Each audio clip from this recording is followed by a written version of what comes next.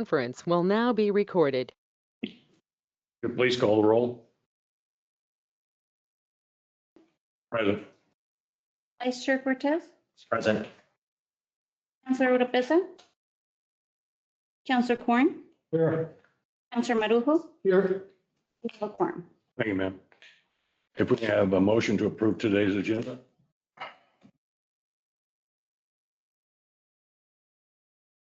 Make a motion to approve today's agenda. Second. We made it at a meeting. And that would have screwed up your special city council meeting if you did in this meeting. So Juan said he'd be here soon, be good with it. he's got He had to one, go. yeah, Good 1:30 luck if he appointment. gets. Yeah, So- we'll see about 6 o'clock. So I have a motion and a second on the approval of today's agenda. All those in favor signify by saying aye. Opposed, same. Being none, so moved. First item on the agenda is a non-action item, which is our legal department communications. Counselor, please. Mr. Chair, we just have one lease and haven't had to settle anything recently. Or well, we're about to, but that'll be next month's report. And I'll always ask, have you always done everything all legal this last month?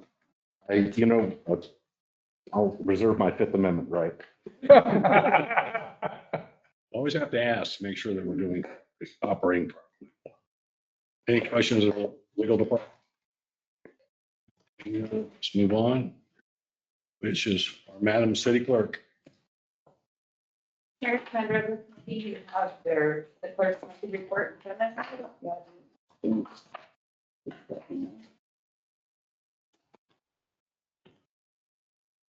Anyone have any questions of Madam Clerk? Work stands as is. Thank you. Community Development, please. Ms. Vickers. Chair, committee members, my report also stands as is. I don't have any announcements, but I stand for questions. How's new building treating you? With the major components. So We were gonna. If you mind. Yeah. Okay. So now we are also going to have a report from Meredith Yes. concerning our zoning. Anyone have any questions in the report? Thank you. Thank you, Ms. Vickers. You want to pass me dogs? Same two over here.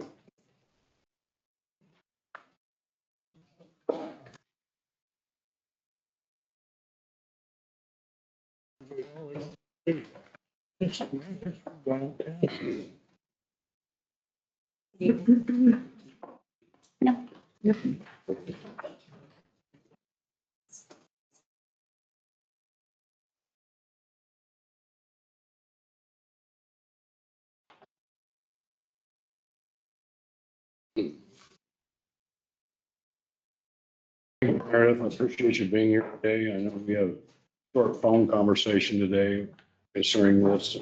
And we'll move on and let you do your presentation.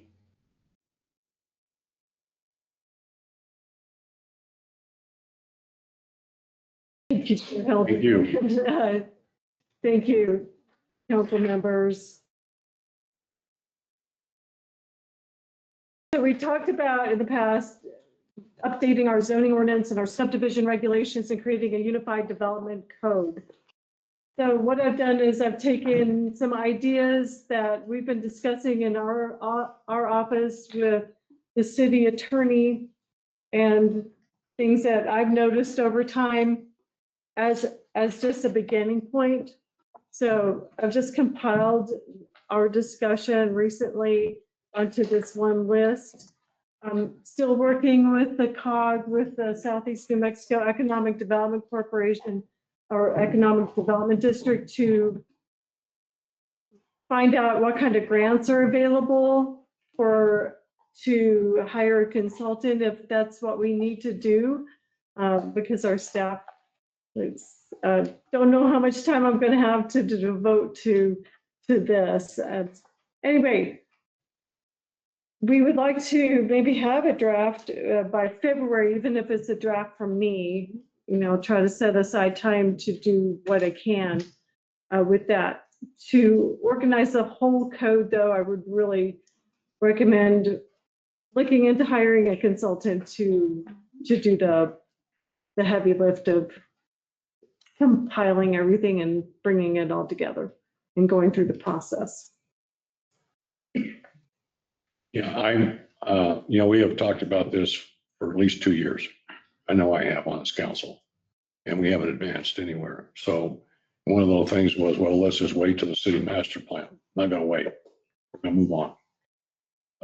Because we know, number one, our whole zoning code needs to be don't even amend it, rewrite it. And it just needs to be totally rewritten and brought up to the current times where we're at. And so I would like to see you get started on this, or Ms. Vickers. This is of importance, in my opinion. It needs to be addressed ASAP, because we talk about attainable housing, we talk about those kind of things, but we haven't done anything.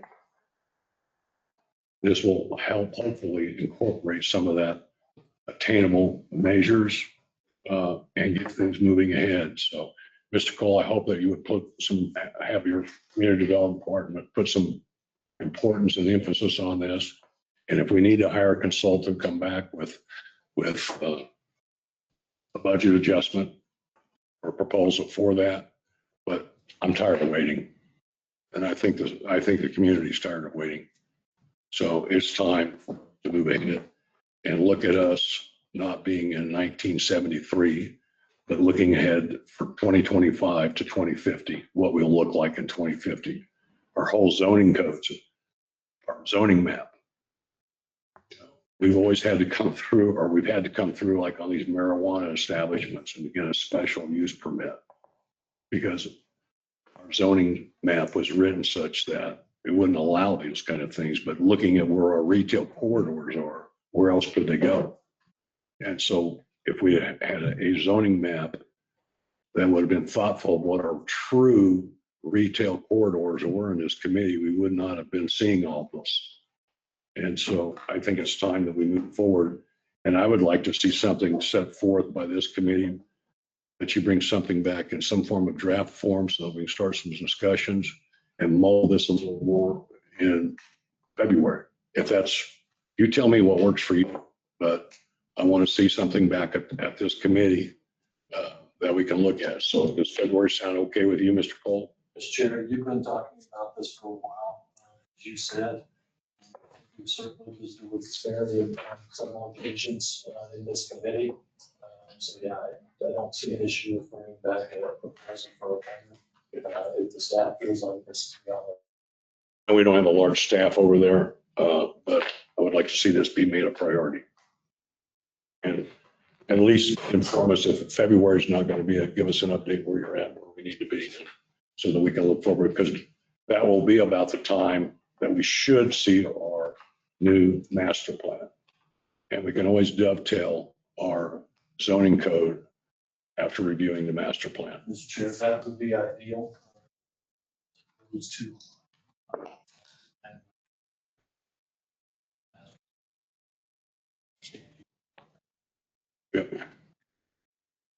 If we're all in tune to that, so we expect to see something in 90 days.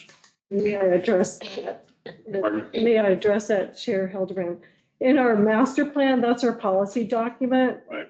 Zoning code should follow the policy document. The map should also. I believe that what we're proposing here, this is just a quick list. Yes. And there'll be more. This is something for you to start looking at. It will be in alignment with the concepts in the master. So, and then the last one, there is a retail cannabis to allow it as just a use by right and C.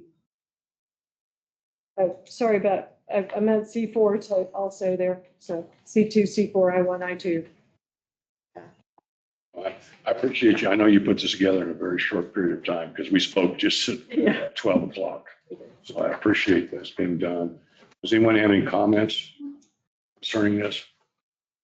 It's just a relaxation of setbacks in here as well as housing, allowing ADUs, reducing the density requirements and so forth. So I explained a little bit of it in here so that you kind of get a better grasp of what I've been looking at the last 10 years here and kind of dealing with. So it's so that we can begin to unravel that. And may I make one other comment? So I attended the American Planning Association New Mexico chapter conference in Taos, New Mexico. I was in some in, and I put together this PowerPoint on integrating local government land use planning with public facilities planning, data and partnerships. That was the title of my presentation. And as I was putting this together and just bringing together what I've seen in Roswell, especially the last couple of years with all the cool things happening in our housing sector, I was so impressed with Roswell and the people of this community. Just congratulations for getting things done, getting out there. We have citizen planners who are doing amazing things.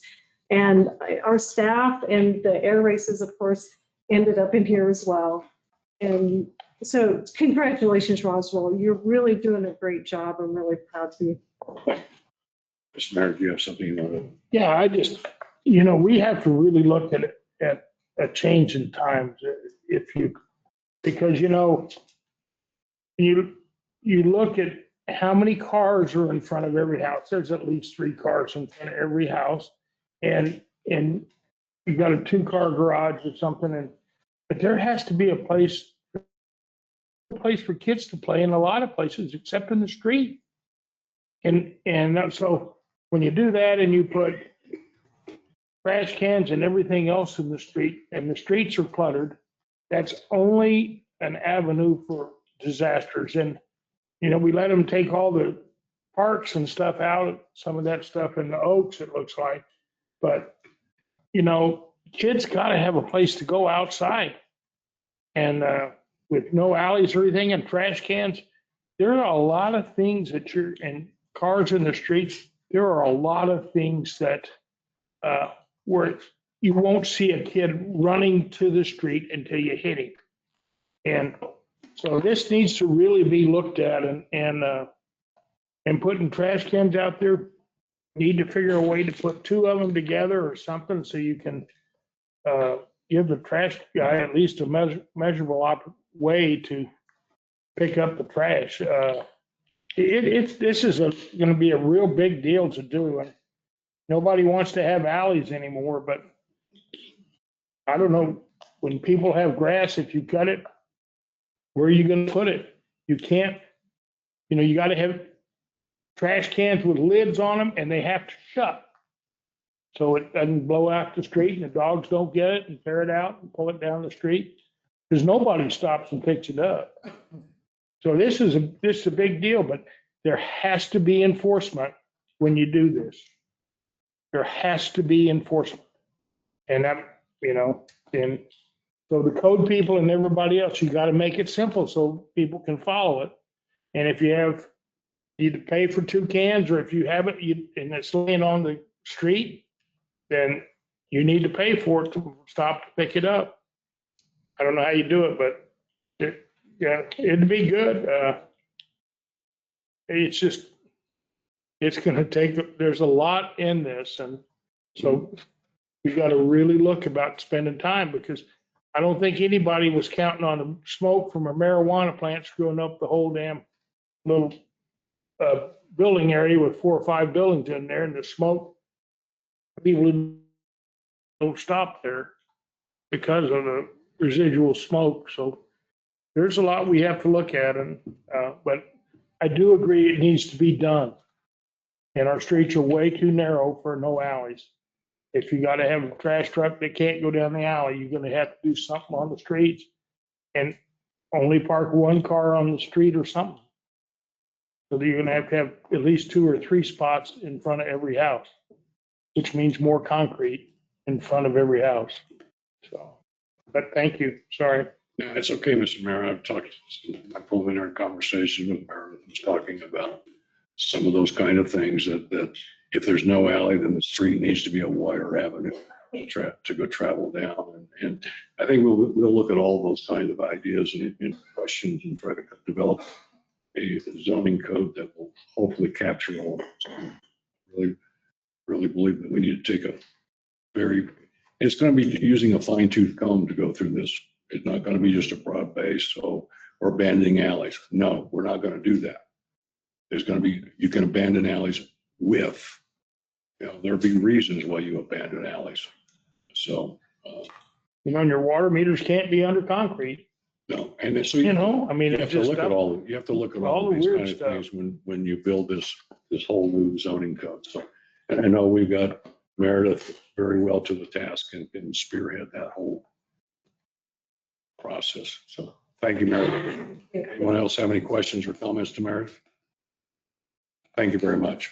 Appreciate it. I really do. Roll up your sleeves, Chairman. Roll up your sleeves. I'm all ready to do that.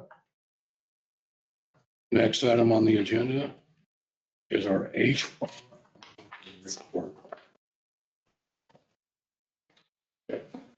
Mr. Chairman, councilors, for the month of October, we had 19 new hires, 17 promotions, 14 exits, and 1 retirement. Turnover rate for the month of October was 2.2%, and for the year so far, it was 25.98%. Our current vacancy rate is at 23.4%. Total employees, we've got 4 out on military leave or workers' comp.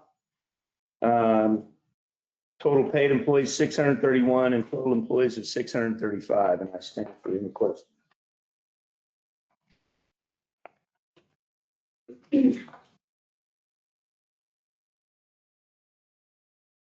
Just an observation. Looks like the police department has done a good job in getting public service aides, and hopefully those will become officers. They got a new recruiter over there, and I actually called Chief Aldana last week and told him, whatever he's doing a good job, because they've done a great job recruiting. Lately, I think we've had 5 or 6, that have come on board. Yeah, I noticed that we've got 5 police officer ones, so that's a great thing. They just came out of the academy Yeah. and were promoted I 2 weeks ago. think that's wonderful. You're exactly right. Whatever they're doing, keep doing. Anyone else have comments? Thank you, Clint. Sir. Oh, I do have a question. That recruitment officer, just one person? They have more than one, but they've got a new person that's taking over, and his approach has been different than previous approaches. They still have Lieutenant Fry, and I think there's 2 others, but the key recruitment person, yes. And this is, I forget. Morales. Thank you. And he also doubles as the neighborhood watch. Morales does. Okay, does that answer your question? Yep. Ms. Bell? Afternoon, Chairman and councilors. Our report this month for October is we had 19 accidents last month. We had 8 of those that were caused by third party, and that our employees with the city had nothing to do with that. It was strictly outside city employees that did that damage. We had property damage. We had 4, with 3 of those being caused by third party. 9 motor vehicle accidents, with 2 of those being caused by third party. We had a total of 1,608 hours of training, and the report is complete as you see it, and I stand for any questions that you have. Any questions of Ms. Bell? Oh, Mr. Chair, I just think since we kicked this off 2 years ago now, Yes, you can see a marked improvement. it's looking good, really good. In 23, we had 357 incidents. Yes. And last year, we had 231, and this year we'll probably be maybe within that same number. Hope less. less, hopefully. Yes, sir. But you're We're working trending, in that direction. you're trending well. So thank you very much. Next item is consider authorized for a public hearing. Council. Mr. Chair, at your request, we drafted up something legal. Some background. The intersection of procurement and contract in the municipal system in New Mexico, while not unique, has its twists and turns. In particular, the general rule in pretty much all corporate municipal corporate law is that the council, unless it delegates, shall agree to all contracts of the city. And it is the executive's job, the mayor or the manager, to make sure that those are effectuated and enforced appropriately, not unlike legislative. For practical reasons, typically this is contracts are usually lower level contracts are handled administratively, higher level ones come up. Now, that's contract. By comparison, procurement is the actual act of determining who you should contract with, not the approval of a contract. And in New Mexico law, there has to be a purchasing officer, and under the law of the city, that person reports to the manager, so our purchasing agent. And they're responsible for administering the procurement code, which we cannot change because we're not home rule, and then presenting to you what is the legally acceptable contract that then you guys would vote up or down. Our code does not really reflect that with a ton of clarity, or at least that was my view, and I think you agree with me. So we've made a couple amendments as follows. So first, on line 34 of page 34 of your packet, you'll see that there's an addition of following a 30-day notice and comment period by the governing body. So as it's written right now, the manager has unilateral ability to change all purchasing policies and procedures.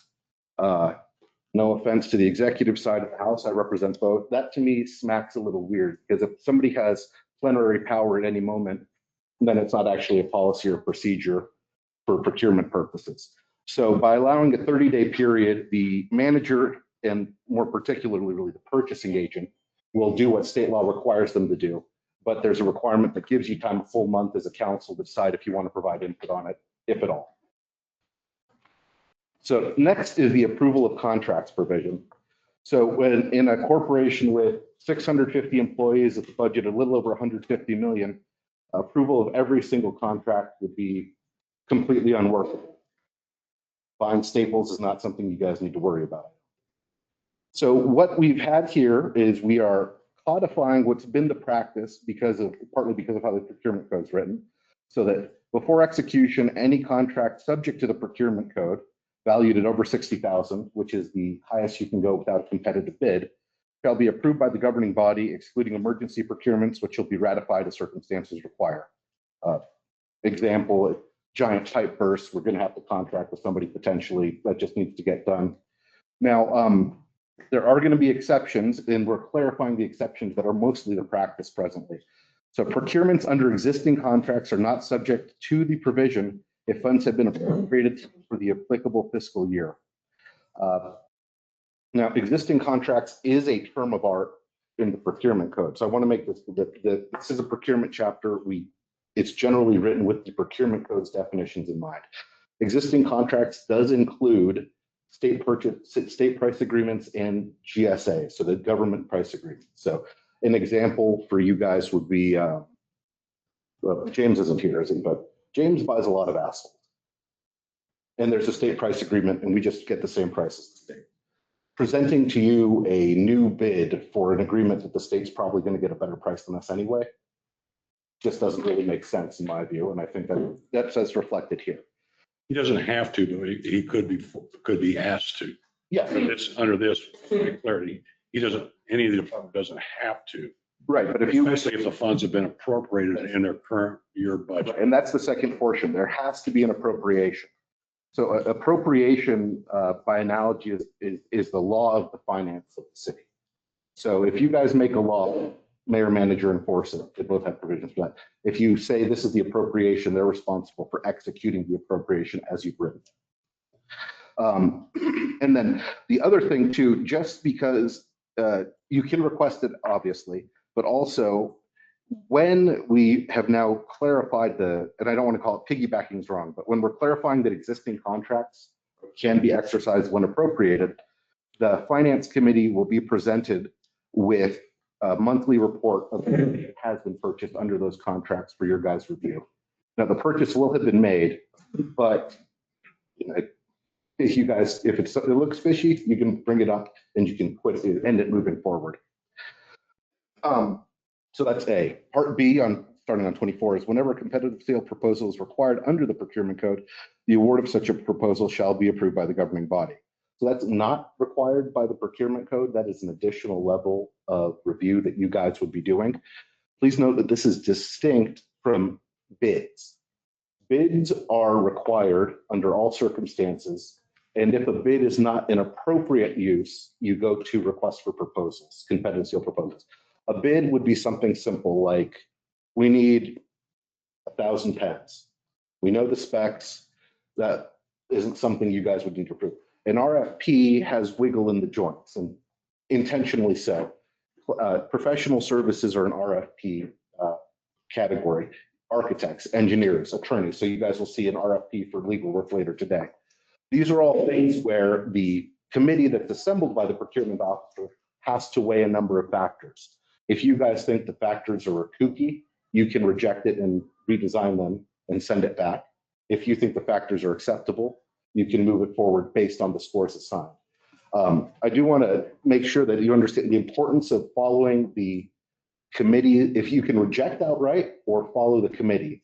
But typically the committee that awards or proposes the award is intentionally isolated to avoid influence. And so this is a reflection of all those considerations.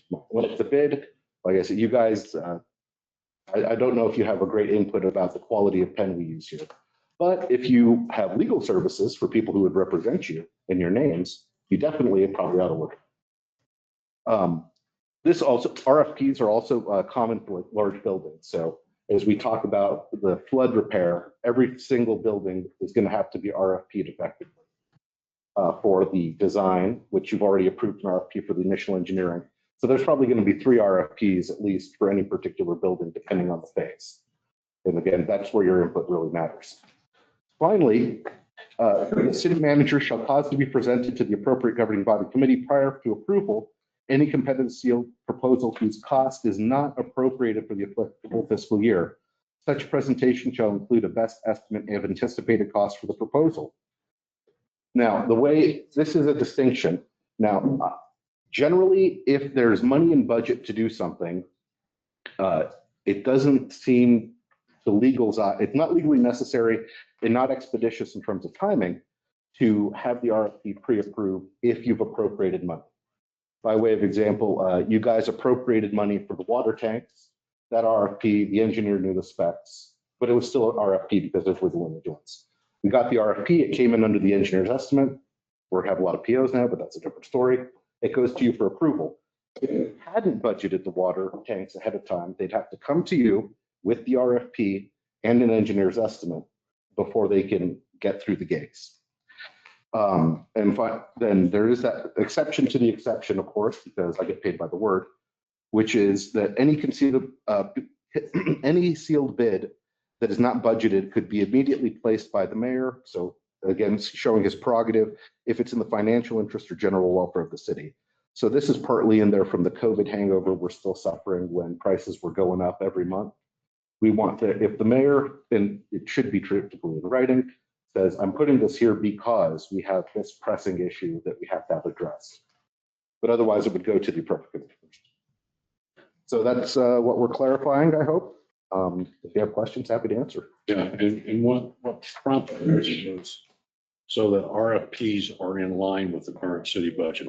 That's what this was all about. So that RFPs couldn't come out and not be in line with what we've already appropriated in funds to make that process that they're walking down the same street together, so that anything that's outside of the current city budget, that's got to come and get approved before it goes anywhere.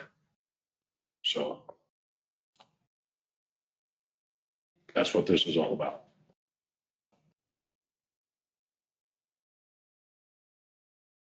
oversight.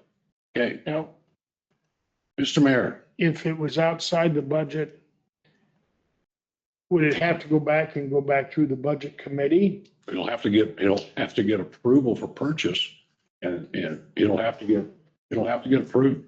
Got to go through the regular process that we have to approve expenditures. Sometimes that could significantly delay payment. I don't know if it has to come back. It won't delay payment. What it will do was it'll align your purchases, major purchases with your budget. And if you missed it, then you got to go through the process again. That's what this is all about. Nothing more than that. That's what it's all about. It's not to slow down anything. It's to keep our budget in line with what the requests are. So Mr. Mayor, this would, Mr. Chair, yeah. So the way you can think about it is if the compactor at the dump is broken and we have to get it fixed with, so what they can do within budget is lease something for under the $20,000 rate while an RFP goes out, or they can lean on a state price agreement. But in practice, really what this should be doing is expediting, and because right now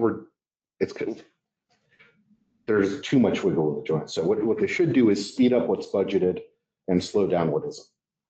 Mhm. And I just have some concern if something has to go back through and has to be there 10 days before, 20 days before, whatever it is, that you have to have it 15 days, 2 weeks before, you have to have it in there. And then it has to go back through infrastructure or something, and then to finance to get it done. If those two committees aren't exactly in order in how you go, it could take two meeting cycles. Oh, I see what you're saying. Oh, okay. 60 days to get something approved because So we have our own rules that. So to issue an RFP, it would only actually have to go to one committee. Because there's no financial obligation. The second round would have to go to the same committee to award and finance for the budget. Because it wouldn't go to finance without knowledge of what the actual cost is to do the budget. And you still have emergency provisions. Yeah, and there is the emergency provision has to be.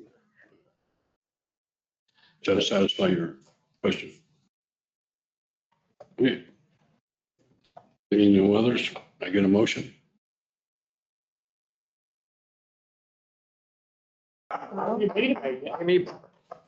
This is you 8 councilors, you 10 councilors. That's fine. I got it. Please, please. And I appreciate the red line. We enjoy your company. We'll enjoy it as long as we can. This is the original. Mr. Chair, I'll make a recommendation that we're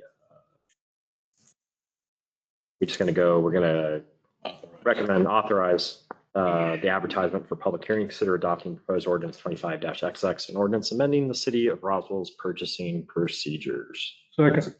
To be placed. on the consent agenda. You want on consent? Yeah, I'm good with that. So I have a motion to recommend authorize for a public hearing, be placed on the consent agenda with a second. Further discussion? All those in favor signify by saying aye. Aye. Opposed, same. Being none. So moved. Thank you, Council. Toby, we're ready for you with the resolution on removal of demolition of 2 buildings. And Chair, committee member staff, I have 2 properties. Present 1705 West Summit Street. This one, we have no contact as of yet. I did get the return registered letter yesterday on this property. The second one is 2804 South Road. Also, no response from this property. That's the first. Anyone have any questions concerning properties? I can get a motion, please. I can make a motion to approve resolution 25-XX. Consider recommending adoption of resolution 25-XX shall require the removal or demolition of 2 depleted structures. Second. Got a motion and a second to be placed on consent. Yeah, consent, school consent. A motion and a second to place this item on the consent agenda. Any further discussion? All those in favor, signify by saying aye. Aye. Those opposed, any same, so moved. So moved. Consider adopting resolution for new rates and fees at the Roswell Air Center. Ms. Thompson, good afternoon. Chairman, Mr. Mayor. So this resolution is to change certain, not all of the rates, but certain of the rates that we have on a daily basis at the airport. The last time a resolution was done on this was July of 2020. We are required by federal laws, a federally obligated airport, to constantly review our rates at the airport to make sure that we're a self-sustaining facility. So you'll see that some of the rates increased and some did not. The parking rates increased by $1. Then we also had a largest increase, which basically about $10, is in our security area. We're finding that the badging process takes considerable amount of staff time, up to 3 or 4 hours, depending on the person applying. So we did increase those. We also, if you remember a while back, also made sure that those are prepaid as postpaid, because we found we had several delinquent accounts on badges, so we ought to make those prepaid now. And some of those went up $10. Then other things did not change at all. And these are general operating fees, not our land rates. Building rates. I'll stand pretty quickly. Council Quan. Thank you, Mr. Chairman. Why do we not have current fees in here? So we could see which ones went up. I know none of them went down. I wasn't aware you didn't have them. I do have a listing that can. Well, you've got, you used to have, I don't know, I haven't borrowed any equipment from you all the time. And some of the equipment went up slightly. But slightly. You know, the equipment rental for the utility trailers had been $45 a day. And in the new resolution, I get my fingers to work, 50 a day. it's $50 a day. A forklift was 65, excuse me, forklift was 60 or 250 a day, 65 or 255 a day, so it went up $5. So most of the equipment rentals were $5 increase.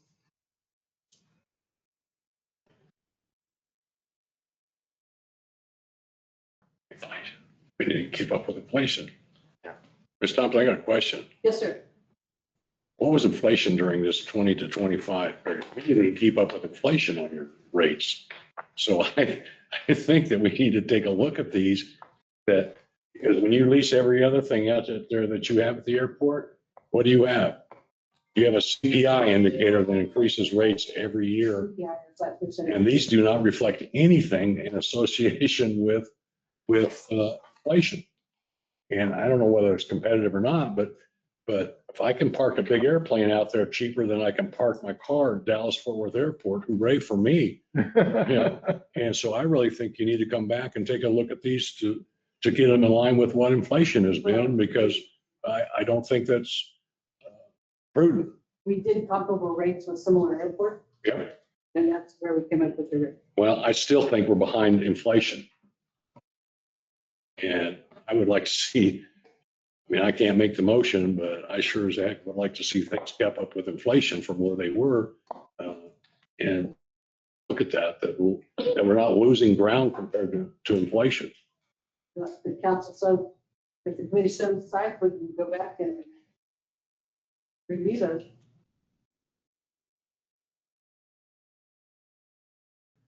And the other one I want to ask you about, I've asked you separately, but not formally, about our fees for the pass-throughs on rental cars. I haven't seen anything on that. And how They're under contract, so we can't. the pass-through fees that we charge the clients. The rental cars are contracted. Yeah, I'd like to see when we can talk about, because I haven't, in the 4 years I've been on council, I have not seen any movement on those either. And again, inflation has come along and we haven't kept up with inflation. And I'm not trying to gouge people, just be in tune with what inflation is. Okay. So Mr. Chairman, if I could finish my questions. go right ahead. Sorry about that. And then I've got a comment to answer you. So the flow fees that you have here, do you have any, or is that just Say again, sir. the flow fees? Uh-huh. Are they consistent with what we're charging today? Yes, yes. 10 cents? That's what we're charging today. Okay. And the reason we did the modification is those were a little higher than the regional flow fees were. So we wanted to maintain, in efforts to improve generation at the airport, we wanted to try to keep the fuel prices as reasonable as possible. Okay, Mr. Chairman, in answer to, in response to your concern, is that if you, I mean, I know people fly all over the country and they purposely, I mean, it's on our planning app. We land at places that's got cheap fuel. We look for those places and that's where we do our fuel stops. And the same thing occurs whenever you start calculating the landing fee. If you got an unusually high landing fee, I'm going to go somewhere else unless I just got to come to Raleigh. And so if you try to go up too much, they're going to go somewhere else. Because we're not competition with just Roswell. We're in competition with the rest of the country and in some instances, other countries. And so you got to be very careful about this because people will stop coming and unless they have to, you know, have business interest or something, you don't have any choice. But I know some people that landed in Ortiz, you got a rent car there to drive to a meeting here in Roswell during various times when we were extraordinarily high in our fuel price. And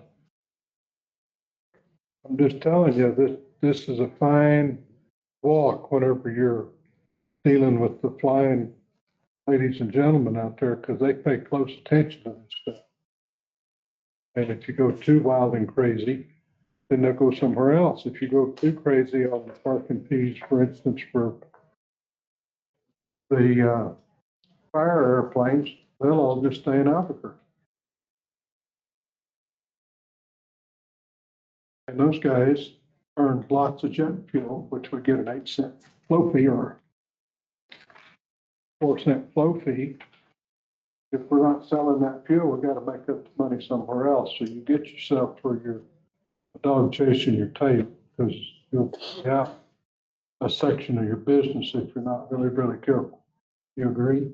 I would agree, and you did a much better job than I did explaining why we have to be comfortable and why we check with other regional airports and ones that are further away than the region. It's all about skin when you're flying. I mean, I'll sit there en route and I could go to airport A or airport B, which has got the cheaper fuel, which is going to charge me less for a landing fee. I'm going to go to whichever one that is. Guarantee it every time.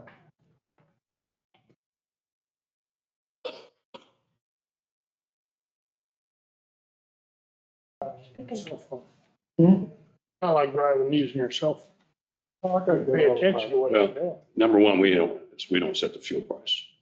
We have nothing to do with the Yeah, fuel but we price. do set the landing fees. We do accept the landing fees, but I don't see any comparables to say whether we're above or below or whatever. I don't see any comparables that say that we're above or below in our parking fees. I'd like to see some more information myself to make sure, because like, again, we have not kept up with inflation and the airport is to be a self-sustaining item and making sure that we're getting what we need to be getting out there. And so that's my feeling, but I don't get to make those motions and it's up to this committee to make those motions and move on from there.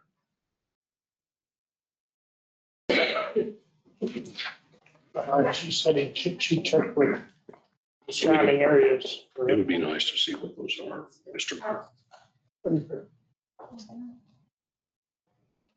Just table till we get that information. It's whatever your pleasure is. I've just brought up some concerns that I have and not, Supposed to be going on to finance, right? Legals first, it would go on to finance. yep, and we go to finance. In general, conceptually, updating our fee structure is something that we are pretty comfortable with from a legal perspective. We have the right to, and we need to. We don't necessarily have the comparables we need in legal to know that these rates are correct, which seems like it might be more appropriately handled in the finance committee. Could very well be, if that's what your desire is. All right. You got it, or you want me to do it?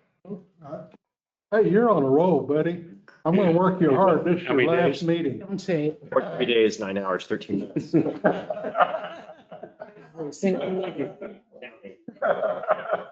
That's one day less than yesterday. His wife tells him every day how much time he's got left. Gave me to you all afternoon there. She's marking it off on the calendar. She just misses me that much. Wish that, Susan. Let's move on. Go ahead. Oh, I, I told you I'm gonna work you hard today. Chip does wish he could be here right now. That much. So I guess we're gonna make a motion to move it to finance with a request for more information and comparables. Is that acceptable? Work for me. Second. I have a motion and a second to move this to finance with comparables. Any further discussion? All those in favor, signify by saying aye. Aye. Opposed, same, being none, so moved. Thank you, Bobby. Next item on the agenda is a resolution recommending amended resolution 18-44. Are you taking this or are you, Councilor Corn, taking Well, this? it's my deal. I drafted it. So you have a red line version that was in front of you. And what this does is it redlines a previous resolution going against 1844. There's actually two resolutions establishing this group, 1827 and 8, and then they amended it again in the same year at 1844.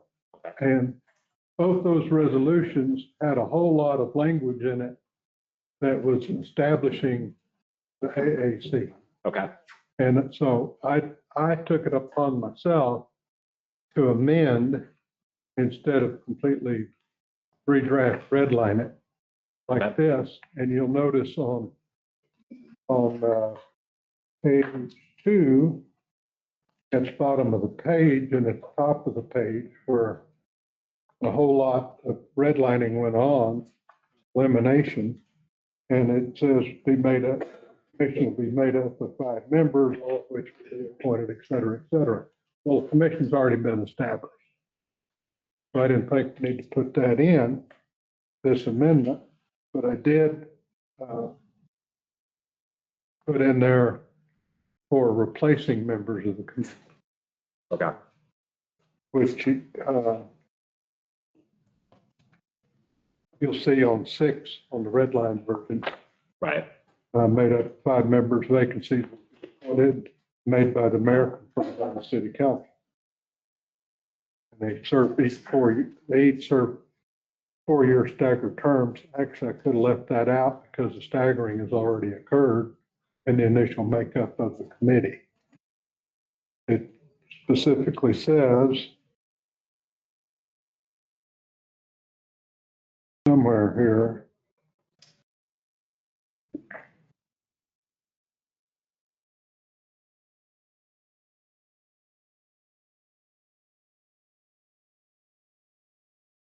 it said that 3 people would be 4-year terms and 2 people would be 2 when they first established the committee.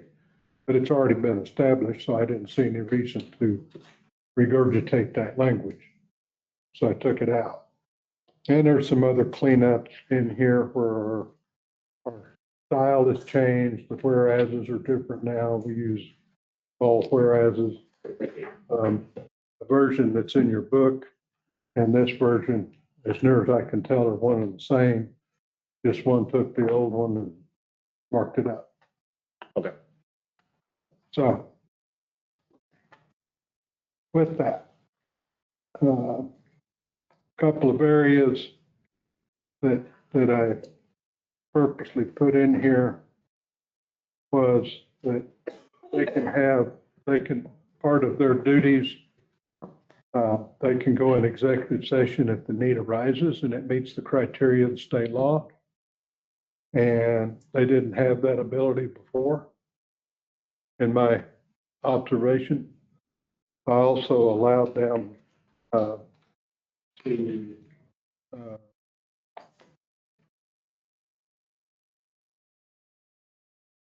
tell us what they want. Strengthened that quite a bit. And I also changed in the version in your book, page 5, number 5, I think there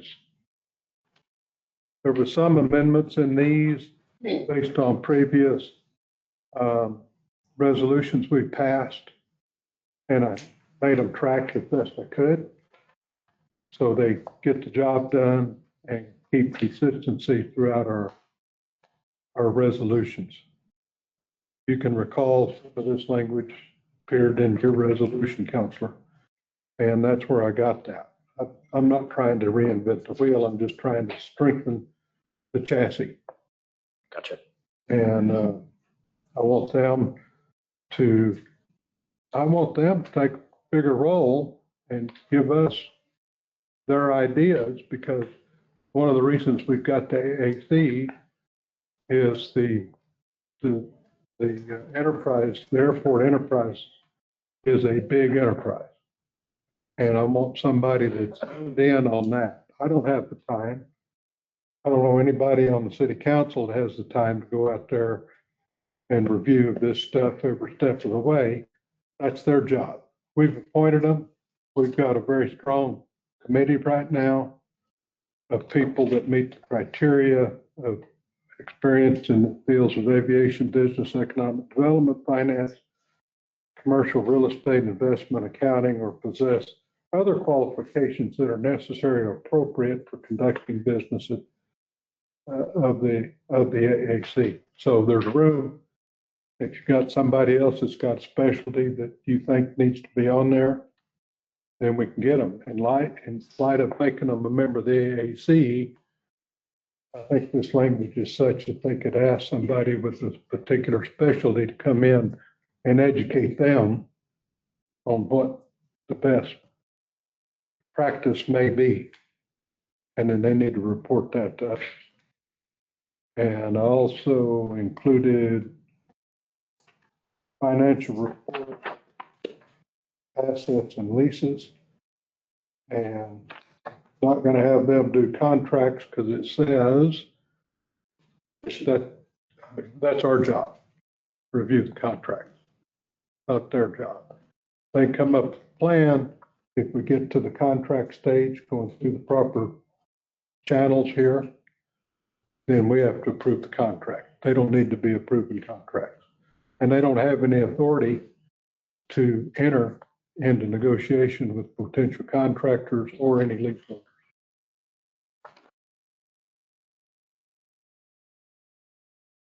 I'll try to answer your questions. Council, let me ask you this. I recall we used to see things coming from the airport commission of things with a recommendation. Yes. But we've stopped seeing those recommendations. Yes. So, so this puts those recommendations back on, then we will start seeing recommendations. That's right. Number two, not that our mayor would ever do this, our current mayor, but the mayor, if so desired, future mayors could make this committee disappear by not making recommendations for people to be on there. You wouldn't have anything to approve. And so there needs to be some language in there to strengthen that up. It doesn't stop future. Because I don't believe Army would ever do anything like that. He would always want to see that thing fully staffed. But I think that there needs to be some change to that. So the ACC should be made up of 5 members. Vacancies should be filled by appointment made by the mayor and confirmed by the city council. AAC members shall each serve 4-year staggered terms. If a vacancy exists for longer than 90 days, the city council may appoint and approve that vacancy. If you want to add that language, I don't have objection to that. Council. So I can address both of those. The reason the AAC has not been sending leases is partly because of a provision that's kept in, which is that the AAC shall abide by Roswell Code 2-69 to 2-105. In particular, there's an anti-conflicts provision, and all the leases that have been coming forward to you have had significant conflicts by a number of AAC members. More than happy to discuss privately with you about some. In one instance, a member was in debt to the municipality and voting on and giving recommendations on leaseholds of competitive businesses. In another one, an individual was actively trying to get me to give preferential treatment to businesses offline. In one email exchange that was inadvertently sent to me. I'm okay with it, Council. Okay. You don't need to. So that, yeah, so it's. You do not need to go into details, that you well documented what you're talking about here. And I would hope that their code of ethics, they would recognize that and recuse themselves like I would as a counselor, recuse myself from anything that I could see potential conflict. That's what really needs to be the matter addressed with any of our commissions, is that they need to recognize conflict. And if not recognize conflict, be told they're in conflict and they're not allowed to participate. That's what this boils down to, in my opinion. Do you not disagree that they need to recognize that they are in conflict? And if they don't recognize they're in conflict, they need to be told they are in conflict. Yeah, so, Mr. Chair, I think that in that regard, the improvement would be to have mandatory disclosures, because I can't know, a lot of these I didn't know the conflicts existed until after the fact. That would be. So you think that would help resolve that issue? That would definitely help here, that they're mandatory conflicts. Yeah, I think that a conflict declaration, that would also be consistent with FAA practice, but. So any member sitting on the AAC would have to sign that document. It would be they've got to sign that. Yeah, so for example, these are the associates that I have contracts with. These are the people that are, yeah. So they need to disclose that up front. Mm-hmm. So, and we can do that. That doesn't even have to be a part of this. This could be a part of our policies and procedures, could it not be? Mm-hmm. You need to go through this body. Yeah, not necessarily. We could just ask them, and if they don't tell you about it, you probably would have thoughts. Right. I mean, I think they need to formally disclose. Mm-hmm. And then going to sit on any of our bodies. They all need to sign that they're making disclosure. They have conflict or not conflicts. And then when a conflict arises, they need to identify that conflict. And if they don't identify those conflicts, then guess what? That's removal. And then to your second point, Mr. Chair, the mayoral appointment provision is an ordinance in the administrative code, so that would have to be an ordinance. That's in chapter 2. Yeah. Which we will be addressing chapter 2 changes then. Yeah. So that would be the appropriate place for the appointment provision. When you get back from holiday, that's the first thing we're going to attack, if you don't mind. Yeah. And I think, and you make a good point with it. State law actually was amended this past year. It does implicate this, but we can discuss that. But it's they changed it so up in Rio Arriba, the mayor didn't want people who quit to get reappointed because it was suddenly his council. And so they made a mandatory appointment provision in state law. Things are good up north. Come on. So, well, Rio Arriba. You got to know who Emilio Naranjo was up there. Yeah. So in any case, what you pointed out was actually something that even the legislature had flagged this past year. So we're capable, we can do that. Yeah, yeah. We can amend our chapter Yeah, 2. amend chapter 2 to do that. So we don't have to do it here. We can do it in another. Yeah, I would say that you couldn't do it here. It would be. That's why I'm saying we have to do it in chapter 2. And so Okay. if you put that down on your thing, one of your things Yeah, to get 'cause I think accomplished that's when we good. get back, that any vacancies appointed by the mayor, if not fulfilled within 90 days, the council has the option to fulfill those positions. And you tell me how the mechanics of that need to work.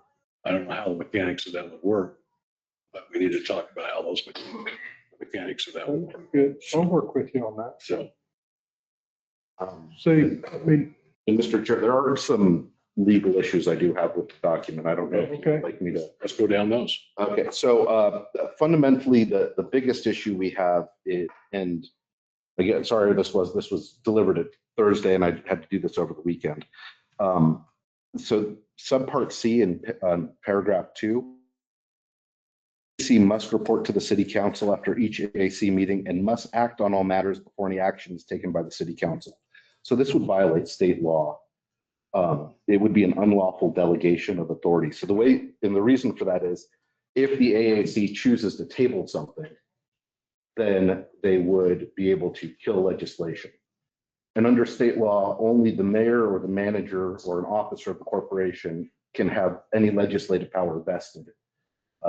Like we talked about earlier, your contract power is a core legislative power. So that would simply not be workable. Let me ask you this, Counselor. So if we were to strike and must act on all matters before any action taken by the city council, would that make legally sufficient? That would take out that concern. So So how about if we change must act to must advise? because it still allows for inaction. right. So that's what that's what he's trying to stop is inaction. I think it's fine if you just strike that and must act. They're going to give a report.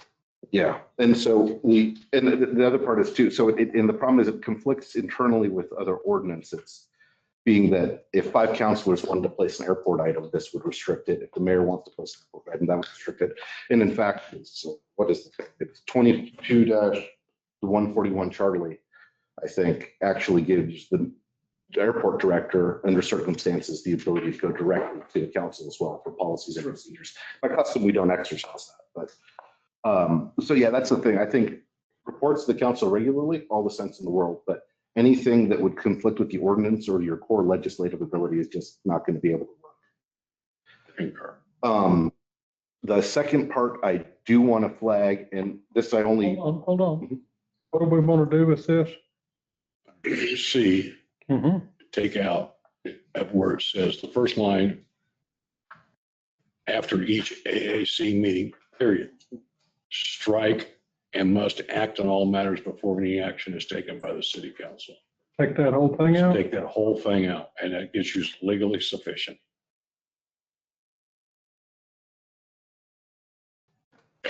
Sure. So the next issue, this is super annoying to me too.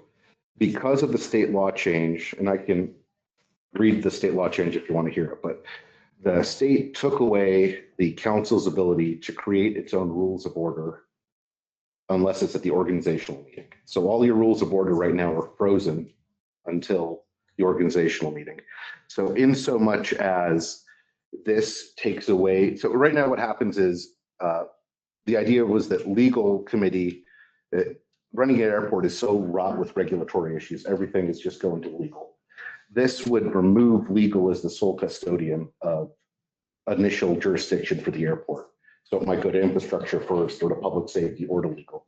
So you actually can't make that change unless it's part of the rules of order and it have to be done. I ask you this, Counselor. Have we had change of rules of order all year long? Nope. None. No, the last rule of order, well, the I last, mean, any changes that we've done operationally, correct, yeah, and and so, so fallen underneath that. right, and so, Have we? no, We've not, this council for this whole year has not done anything to amend its rules of order. to amend its rules of order. Okay, Or at least not since July 1, which is when ordinance took effect. Or when the statute took effect. What needs to change? So on that one,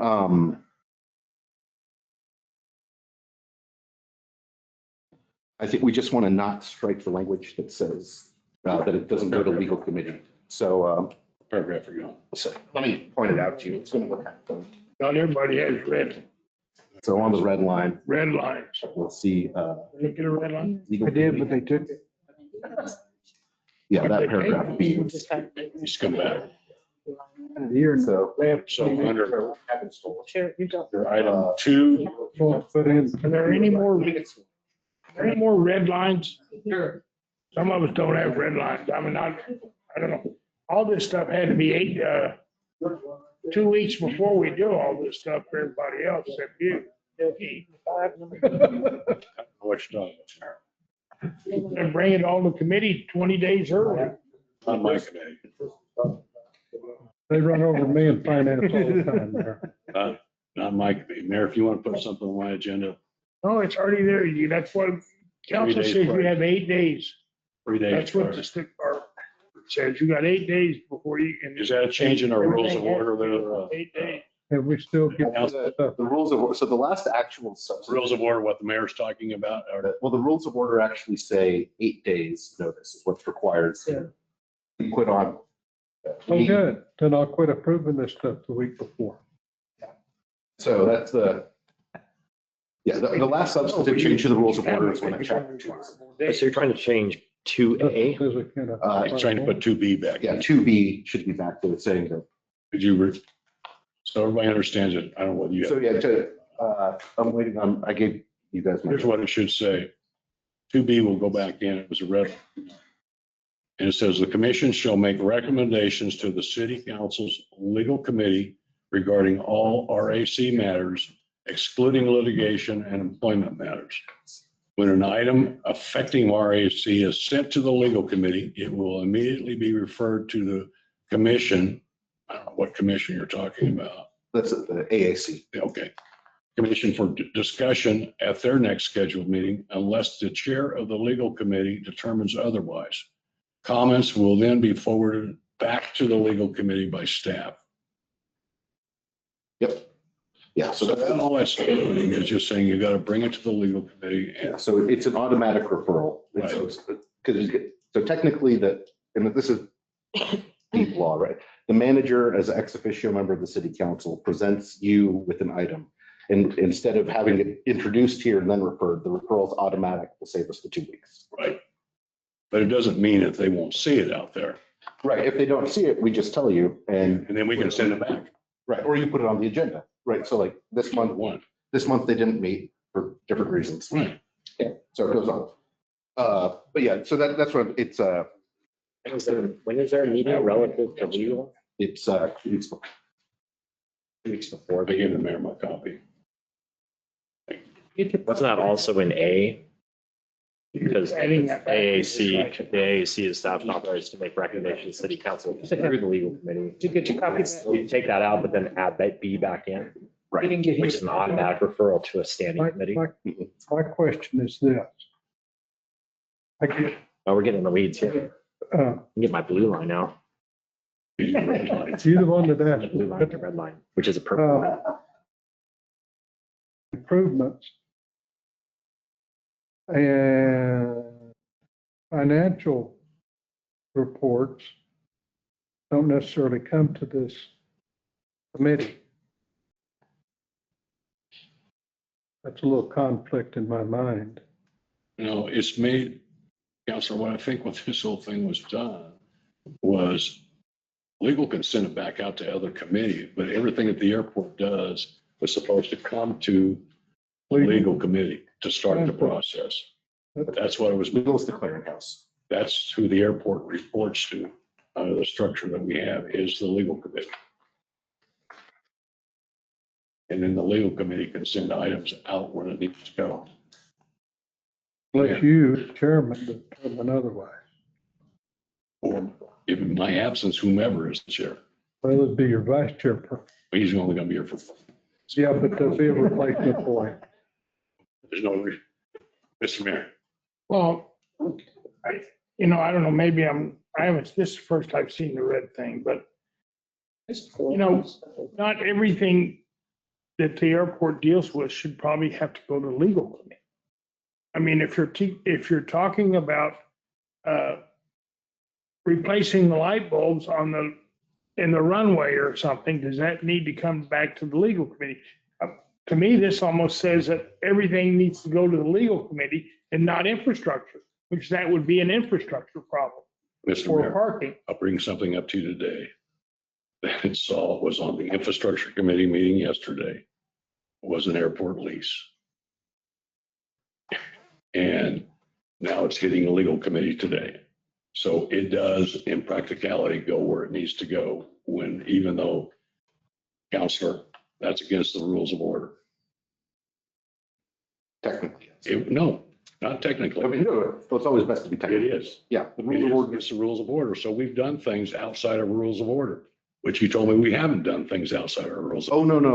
The rules of order. Oh, I thought you meant we hadn't amended the rules. No. No. Oh, yeah, we've definitely done that. So now you don't want to do things that are outside the rules of order, but we've done the rules of order.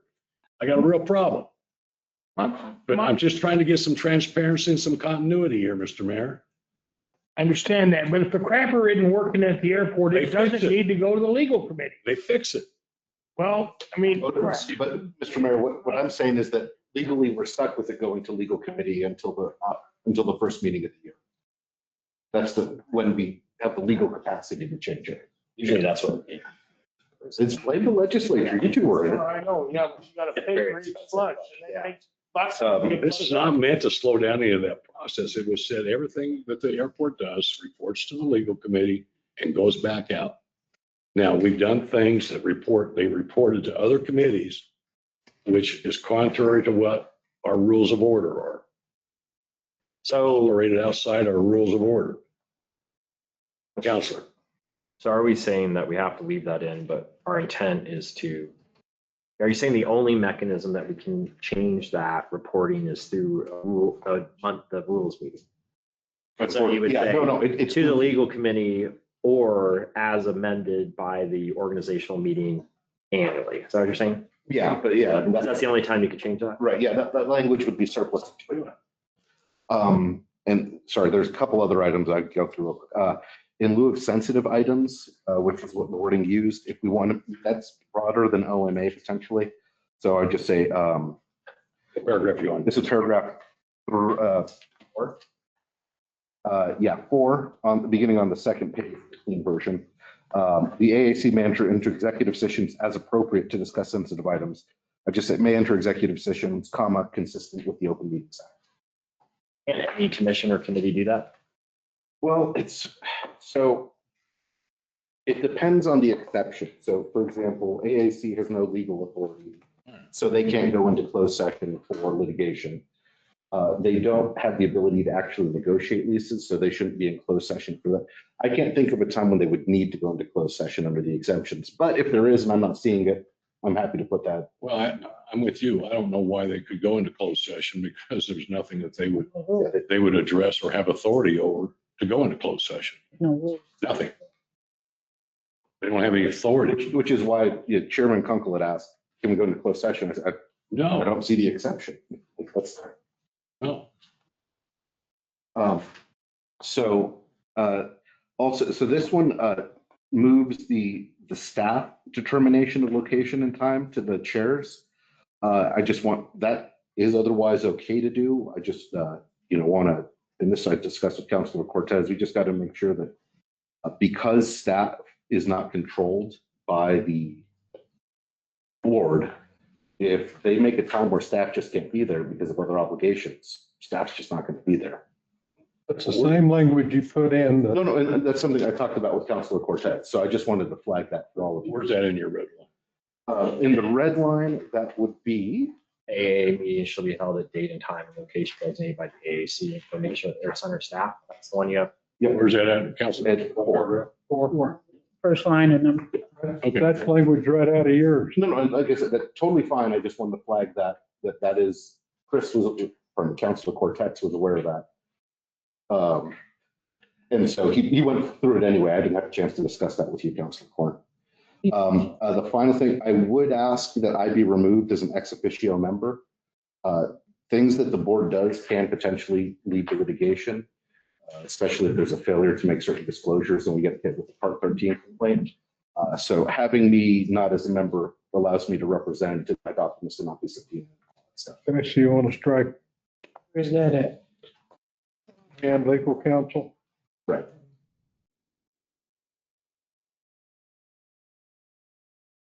Yeah, so how are we going to get by this? Everything's got to come, although we don't, in practice, we haven't been doing that. That's correct. Well, wait,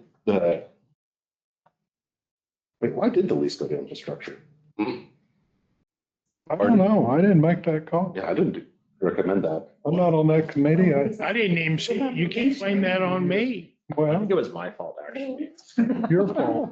No, it was council's fault. It was a lease for the airport. Yeah, I don't. Council sent that back to infrastructure. But it went to legal initially. Yes. That's what, yeah, so legal had it, went to full council, went back. That's okay. Went back Because to it's a council referral, right? It's that anything that staff proposes goes here Right. and is automatically Did we to. see that legal before it went to the city council? No, we didn't. No. Oh, no, that was the mayor's, The mayor put it right, on. and that one's an ordinance, not a resolution. Right. The mayor put it on Yeah, there. so that was sufficient. Understood. But there you go, those are my suggestions, Mr. Okay, Chair, so- thank you for your time. Thank you for input here. So I would like to see where you're at with your resolution here. Mr. Chairman, may I make a proposal for amending this resolution? Right ahead. Okay. And I hope you got counselors, all of his suggested If you items. go back to the one that's in your document, Thank you. C, put a period at the end of meeting, AAC meeting, and strike the rest of that line. That's my motion. We're gonna do this one at a time, so nobody gets lost. So I don't know if I got a second for that or Oh, we're gonna go line by line. line by line. Okay, perfect. Okay, need a vote on that, do it. yes, So I have a motion and a second to amend the resolution as presented in Huh? item 2C. yeah. I would rather we do it with the red line. What, Oh, if it's friendly, it's what? it's your bill, so if it's friendly to you. He made it. Yeah, I made it. right, so you wouldn't need to vote on that. We don't Okay, need a vote. all right. Thank you. And I'm not clear what the second one's supposed to be. Well. You want me to give it to you? Go to the red line. It's not in your original. You got to go to the red line. Okay, We reinstated. Number, Well, it's Page two. it's on page 2, it's item 2B as original in the original document. so where do we need to put this? We need to put that. We need to insert that 2B into your resolution document. I don't know where it goes. Well, that was my question. Where do you need to go? You just need to put a C and then renumber. Well, you would renumber next time down. If you take the red line version, C would remain C instead of being B, correct? Mr. Chair, to restore B here, could be my thought, just tag it on to the end of paragraph A. Tag it on to paragraph A. Yep. Okay. So what you're adding to on paragraph A, so the commission shall make recommendations to the city's legal committee regarding all RAC matters, excluding litigation and employment matters. When an item affecting RAC is sent to the legal committee, it will immediately be referred to the commission for discussion at their next scheduled meeting unless the chair of the legal committee determines otherwise. Comments will then be forwarded back to the legal committee by staff. Is that correct? That seems like a really, I guess I'm not understanding, sorry, Mr. Chair, not understanding the intent of that paragraph fully. So the commission, the AAC, makes recommendations to the legal committee regarding all RAC matters, excluding litigation employment issues. And then it says when an item affecting RAC is sent to the legal committee, presumably from the AAC, or you mean by staff? By staff. So, yeah, It will be immediately referred to. So that's, yeah. So so we need to add a word there, don't we? It's kind of confusing. You're saying the commission sends everything to legal, but then legal sends it back to the commission. Yeah. It's not clear. I could have drafted that better. You're striking all this. Well, it doesn't make any sense. It's sort of circular. Trying to put it all back in, All but we're back getting some without the objection. lines. We're getting some change here. Yes, It doesn't make sense. So then when an item affecting RAC from staff, To legal. what staff? Instead. City staff? Yep. Staff is sent to legal committee, then basically the legal committee can either move it on or they can send it to the AAC. And then the AAC, then comments will be forwarded back to legal, not the AAC. Yeah, because So staff says, I got a problem with the airport, and they have to bring it to legal. And then legal can say, well, the chair can do whatever he wants with it.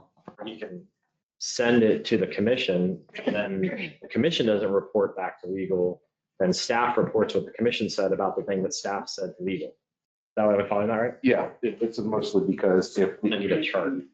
So, okay, I'll simplify. It seems really, it's not very logical. It It's was, not circular. well, no, so it's the, Very circular. yeah, except that it's sent with, it's a referral language. So it comes back with comment. It comes here without comments. If the chair wants to hear it, stays on the agenda. If not, it goes straight to AAC with comments, and then we send it back up with comments. But who's making the comments? AAC. But it says it's the returning comments come from staff. The staff will forward the comments, so the AAC doesn't have to.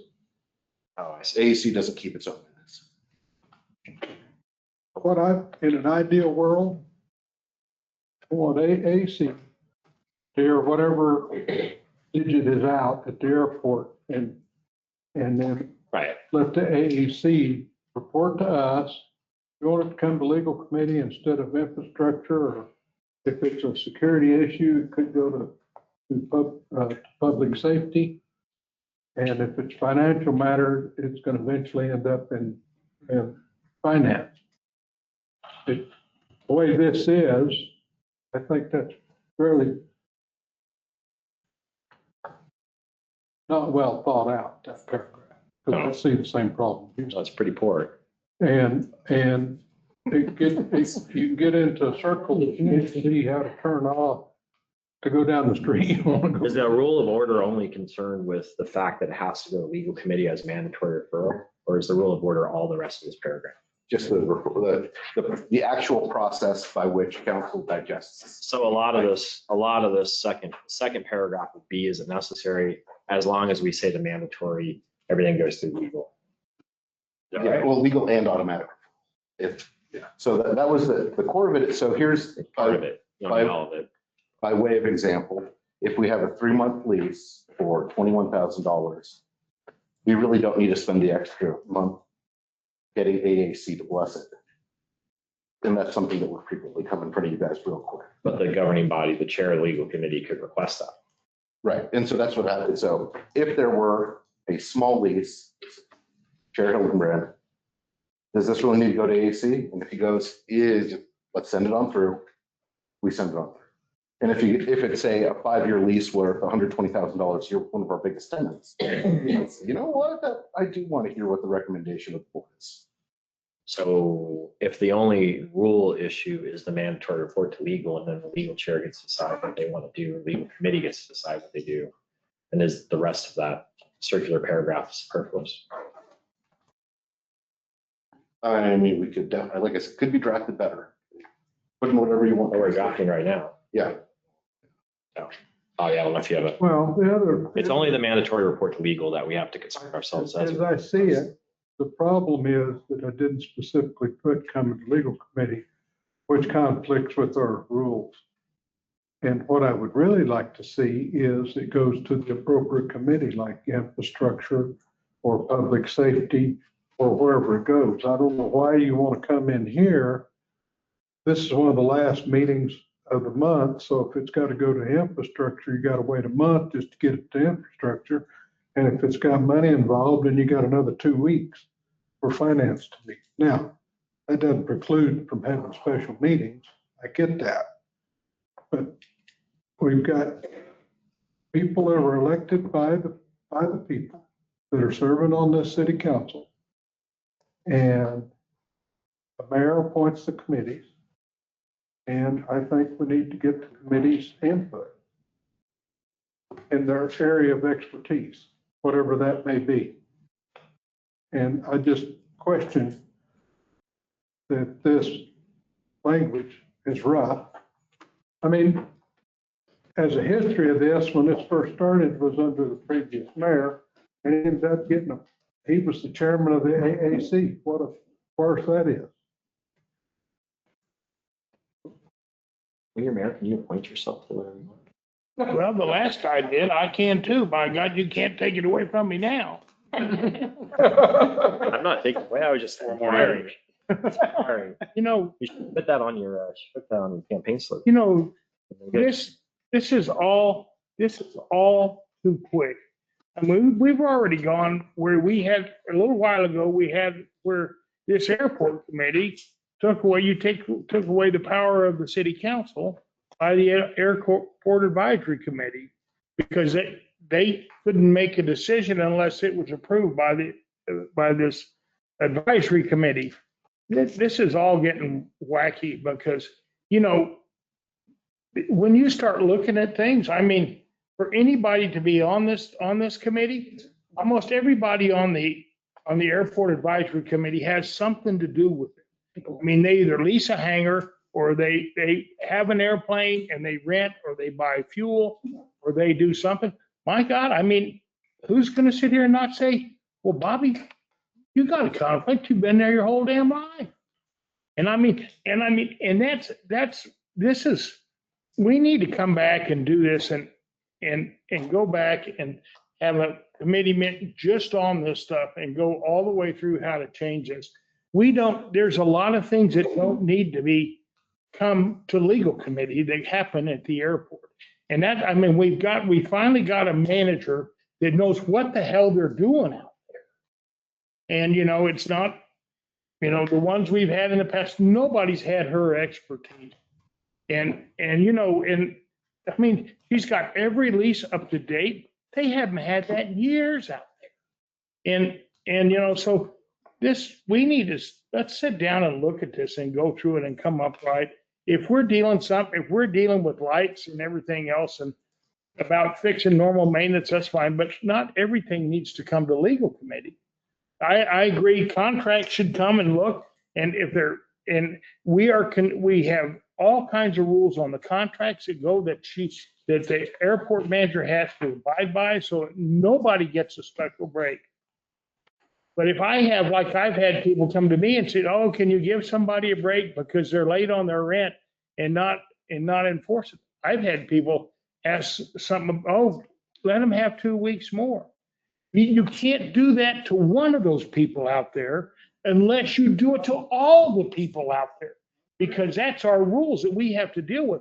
This is not something that, I mean, if we're going to talk about the red line version, everybody should have it, and we should have it exactly so we're not jumping around and missing, and we make a bad law or rule that can't be followed. I have no problems sending the things that need to go to legal here, but you have to be real careful, because this airport advisory commission, if they have too much power, at what point is a trial lawyer going to make them, you know, liable for their actions or what they make? If they make a bad decision and tell the council that we have to pass it, then where is that liability going to stop? You're not going to be able to get anybody to be on the airport commission because we can't give them liability coverage for if they make a bad mistake. You know, right? But this isn't letting them run the airport, Mr. Mayor. This is getting the information that we need to make those decisions. They should be a help to the airport manager, not a hindrance. We're just trying to get lots of minds, good minds, surrounded and have a focus that we can't, none of us on the city council can take it upon ourselves, go out there and know everything that's going on at the airport. Just not gonna happen. That's what the AEC, they're an arm of the governing body. They are not to hinder progress. It says right here that they're supposed to help develop and make long-range plans. That's what it says. Yeah, but one of our last members owed us, he owed us a whole bunch of money. Well, he should have been kicked off long before he or she, I assume that they're not even there. I mean, you're gonna have conflicts in government. You know, I mean, Councilor Cortez, I've done it too. Say, I've got an interest, I can't vote, I'm not gonna vote on this. But that's me. I've seen other elected officials vote on stuff that really turned my stomach because they shouldn't have been voting on it. They should have. You know, I got just one comment to make here. It's 3:30. We have a 4 o'clock And we public took a safety long way. meeting, 5 o'clock, city council. So I would ask that you hold your comments to focus on where we're at right now. And I think where we're at right now is, do we have some resolutions here? Move this thing on? What are we gonna do? I'm looking for the floor to make some comment here out of this committee so that we can either move this on and get our business tended to. I don't have a great deal of heartburn with discussing that everything comes to legal committee. I think we need to open that up. But the problem we've got is to open that up, it would still be in conflict with our rules, correct? Yes, Council, I would suggest if you have a thought, you draft it up and have it referred to, teed up and referred. The lawyer, ideally, you guys look at this in December, have it teed up and referred to council for the organizational meeting, because that's when it can be passed anyway. Well, so this committee's not gonna move in December, is that right? We meet in December? We have to figure that out still because of Thanksgiving and Christmas falling. Yeah. We do. Or I mean, Christmas and New Year's, pardon me. So I don't. Okay, we moved this up from our meeting Because of next Thanksgiving. week. So we moved this meeting up this week. So we just have to look at the calendar. But let's get this thing. I don't mind. I mean, this. And I would just hope in the future, Counselor, that you and find things that are out of rules of order that you mentioned and stop them at that point in time, because we have operated insufficient. That you would protect us from ourselves. So I would ask that maybe someone suggests tabling this item. That's one thing. So do I have a motion to table this item? Hold on, Mr. Chairman, I want to clarify something. If we're not going to meet in December, then we can't get this done in time to modify our rules that we're We going to can do. modify our rules to accommodate this. Counselor, can we modify our rules whenever we so desire, or are we only limited to once a year? Organizational meeting is what the law says. Organization. So that'll happen in January. The January meeting. Before or after city council? I don't think it's a big. That is, the first January meeting is the organization. You just move it out of legal and move on. That's Well, what you do. I mean, the way the thing is set up, and we don't get our rules of order and to line up with that, then the legal just moves it on, whether it's me, you, him, somebody else, or just move it out. And I think we're trying to get something in here that it's just too finite and too worried about. Let's just move it out. Hell, I'm more worried about the mayor not appointing people and letting commissions go void of people. That's what's more important. So I'm looking for a motion to table this thing. Mr. Mayor, Counselor, you want to do it? go ahead. I'll do it. Mr. Chair, I'll make motion to table this to the next. Second, we're done. You don't need a second for paper. I knew way more to do it, so. Done. Let's start it. Yeah. So next item on the agenda. Thank you for all your discussion. I'll write it up in word by next week, council. So the next item on the agenda is We'll talk.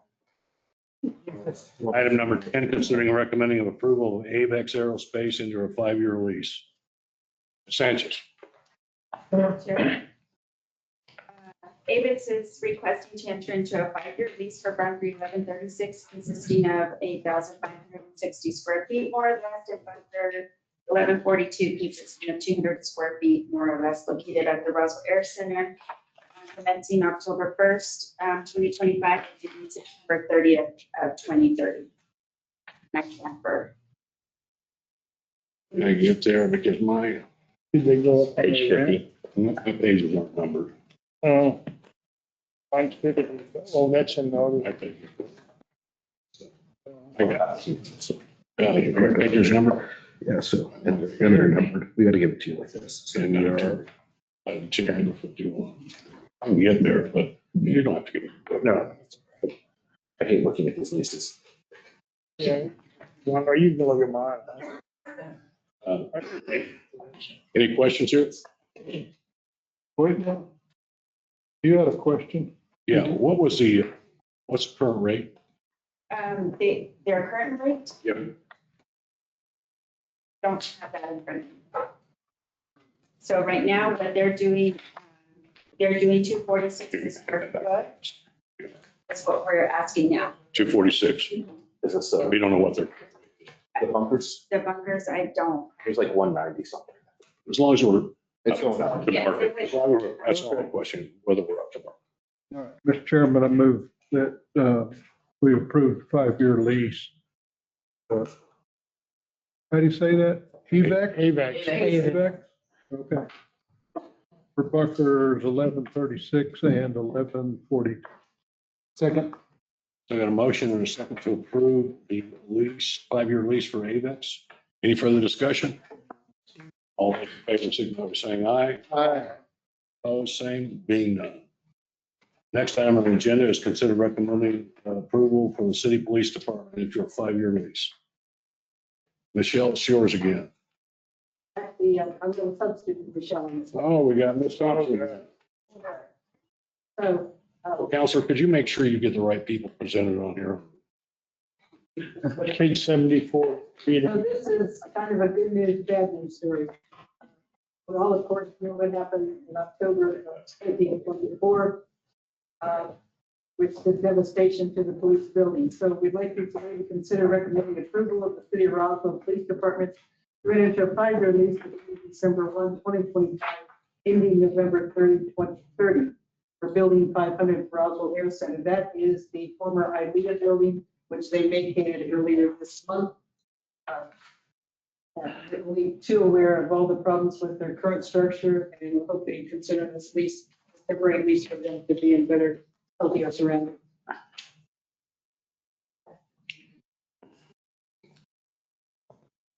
Counselor, you have a question? I have a question here. I had some questions from the public about this, and I was hoping you could just clarify for the committee. The reason, airport is enterprise, right? So the reason we have to, this fund comes out of general, right? Like the building. This is the people often don't understand why we, correct, they don't understand that. Is that that's good for everyone to know. I would, the mathematics, I would defer to the city manager in those mathematics. Sure. So if you look at the lease in terms of its annual cost to the city, the police department, of course, those monies would be coming back into the airport enterprise fund. But you look at that lease over a 25-year period, that's $9 million. And if you look at where they're at, their current building, we've had some recent quotes from electrical professionals or engineering professionals, electrical engineer professionals, and HVAC professionals. The quote is $13.9 million to get the electrical and the HVAC right. We also know that we've had continued plumbing issues. Our maintenance department has done a really good job. Some of the bats from 6 years ago keeps coming up, but there aren't bats in the PD. So it's just They're in the belfry. the bats in the belfry, that particular belfry. But again, 13.9 million to fix the existing building. I think that's a 40,000 square foot building. Davis Bacon Act, right now in the market, what we're seeing is square foot to build.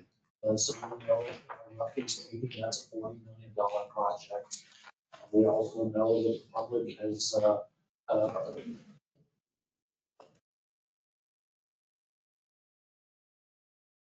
nixed the idea of prior administration building a new site for construction. So I think 9 million over 25 years on the math side, but and I think that's what you're talking about, but maybe you're talking about the math being PD pays airport enterprise fund for the lease of airport enterprise assets. I think the answer you gave is comprehensive in the decision making. And yeah, mostly I was trying to get to just the basic concept of. As a federal airport, we have to charge rent. And I mean, we're required to do that. Yep. So, but then it's enterprise fund, obviously it goes into a different city department. Right. Thank you. Thank you, Mr. Chair. I was going to ask a question. Mr. Chair. I'm sorry, Okay, Councilman. Mr. Chair. If I'm not mistaken, this property was awarded to the city of Roswell, correct? Correct. And why are we, if it's awarded, why are we charging our police department, the city of Roswell, why are we charging them rent? Because it's considered an asset that's obligated to the federal government because of grants. Because of the airport, it's part of the airport. So it's part of the airport, and even though it's awarded to the city, we still have to charge enterprise. Well, Your FAA. yeah, the FAA. So, Mr. Chair, so when the base was decommissioned, we were given title subject to what's called the indenture. And the indenture writes in pretty much all of FAA's modern day obligations. One of those obligations is that the airport needs to be treated as a closed unit. It needs to not hemorrhage money preferably. And that for any lease, for any entity that's outside of the closed unit, it must be compensated. So that's as a condition of ownership, we must charge. You know, the bill. Charge ourselves. Yeah, it was a gift. We are charging ourselves. Yeah, I see that, and I understand that. You answered my second question. It just kind of sets, you got to pay rent. I mean, it's awarded to the city. Are you finished? Yes. Thank you, Council. Council Corn. What was ILEA paying us? Almost $19, How much? almost $19 a square foot versus 16. Why the difference? Because with ILEA, we were responsible for the maintenance, all the repairs. If the water cooler stopped or plumbing problems, we were responsible for fixing all of it. And so under this lease, we're no longer responsible for. Janitorial services, we were providing that. The police department would be in charge of doing those contracts. Not the airport.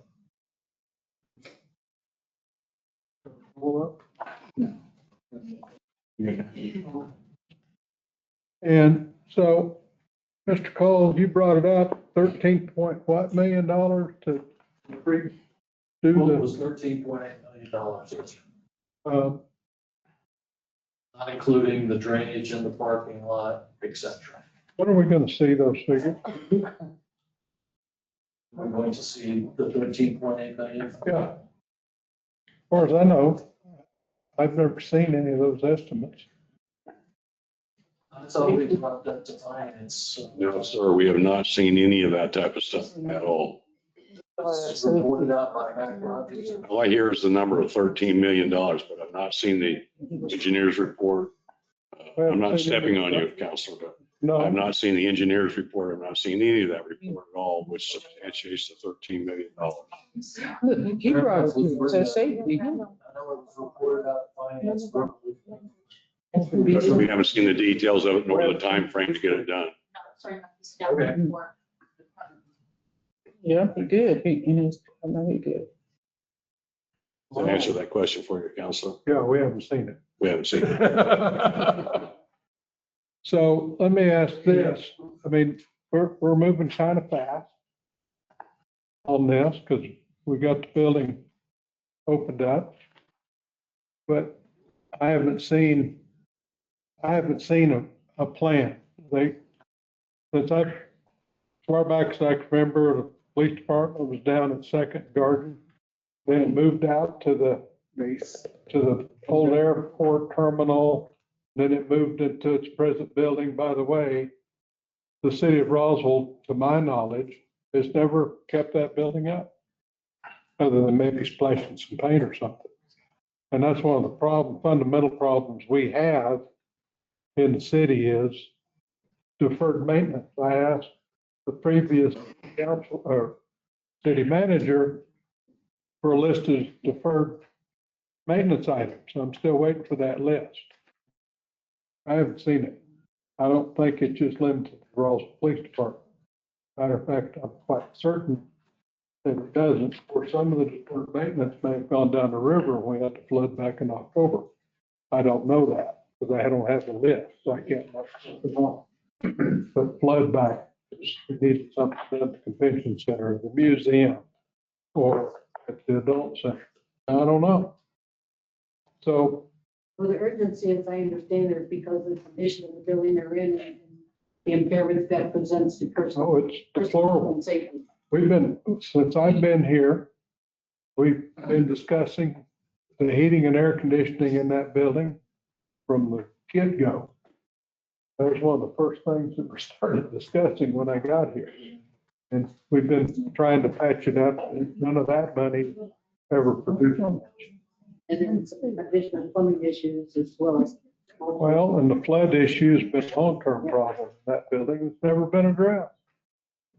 I mean, it rains an inch, that basement floods.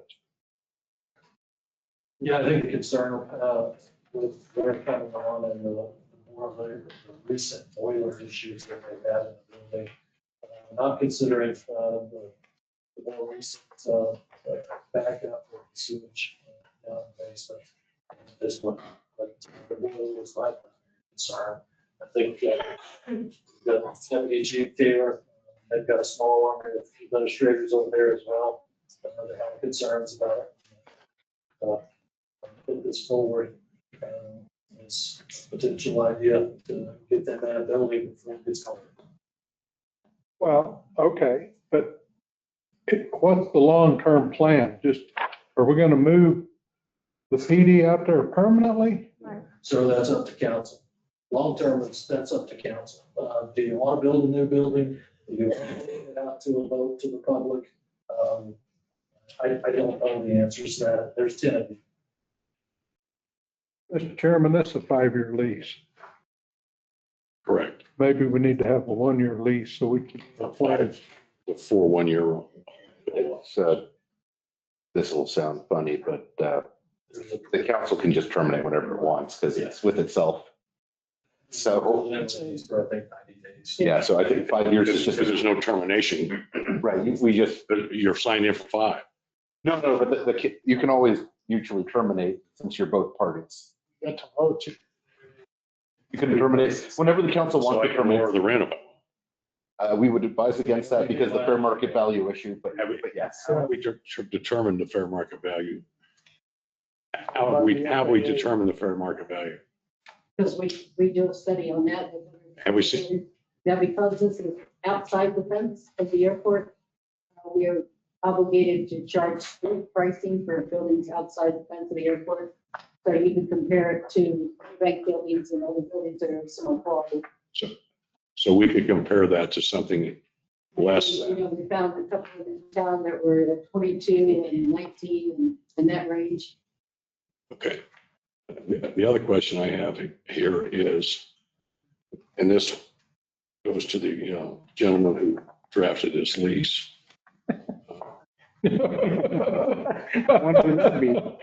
the question I have here, under Article 18, use purposes of security badges. I don't think that anyone in here is has anything to do with security badges, do it because they're outside the fence. So why is that even in here? They do not take out. Yeah, it's not a badge there. Why is it even in? Oh, so this is TSA language that's just put in every lease so that we never not have it in. Yeah, that's your, yes, it's just everywhere. That, we don't want to mess that one up. And then the other question I have for you is that I'm looking, advancing myself to the other lease out here at the airport that you're asking us to enter into, that because you've put new boilers in there and you've done the new roof, that I do not think that the PD should be responsible for, and under item 6.03, maintenance.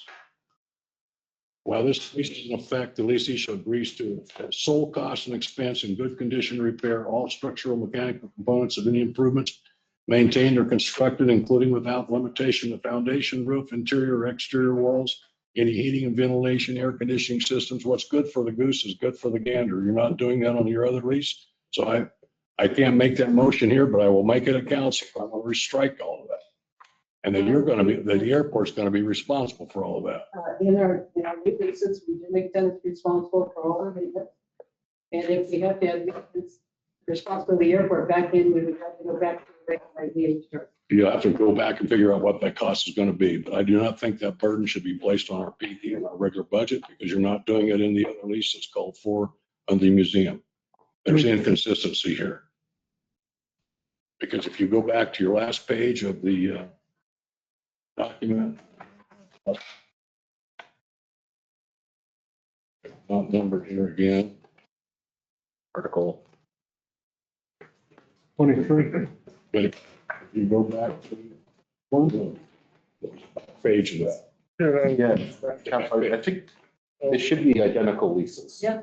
but they're not. You have, let me find it here.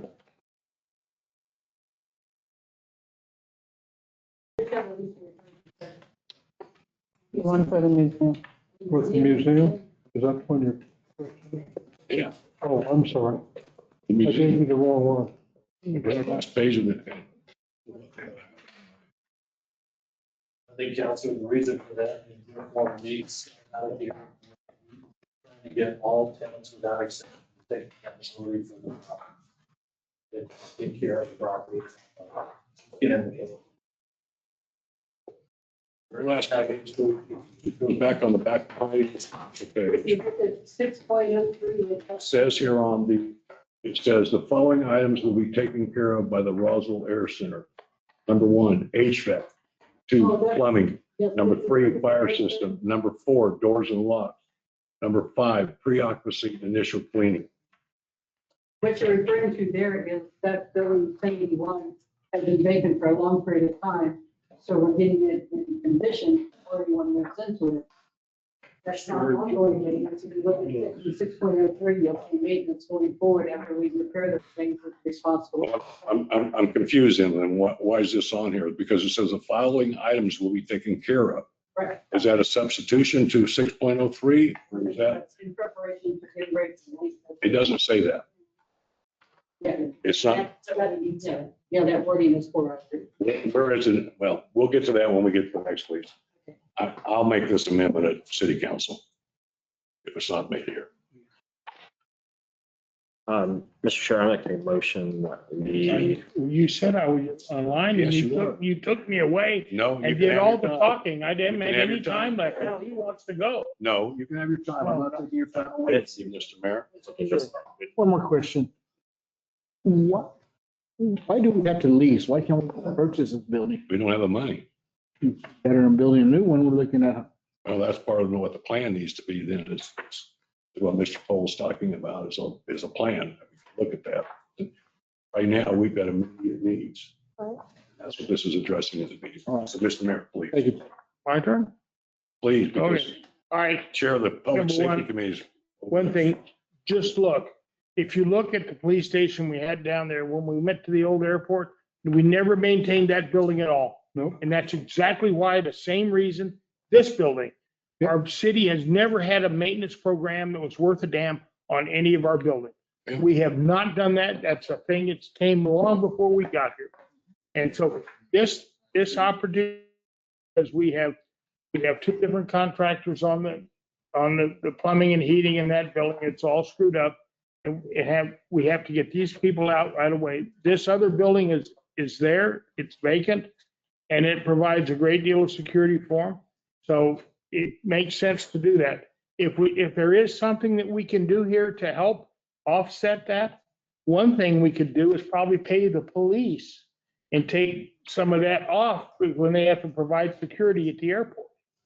That's something that probably could be worked into somewhere on their lease to give the police some little bit thing. I assume that because we are required to have policemen there at different times. So that's all something that could go into this and make it better for them. But this was all kind of a rush thing because we have to get something, a decent place for our policemen to work because of the issues we have in that building. And that's where it's all coming from. And it's not, nobody's trying to outwink anybody. It's just, we have no money in this city to do anything because of the financial situation we were left in by the last administration. We have none. Agree. So that's why this is a way we can get in there. We put our people in a decent building. And, we've already had a building over here where people that, when it got over, 85 degrees, they had to give them time off to go out. So we have a real problem with the pest management of this city. And so this at least gets us by this for 5 years or something until if the council, we can undo whatever we want to do to each other just by having the votes here.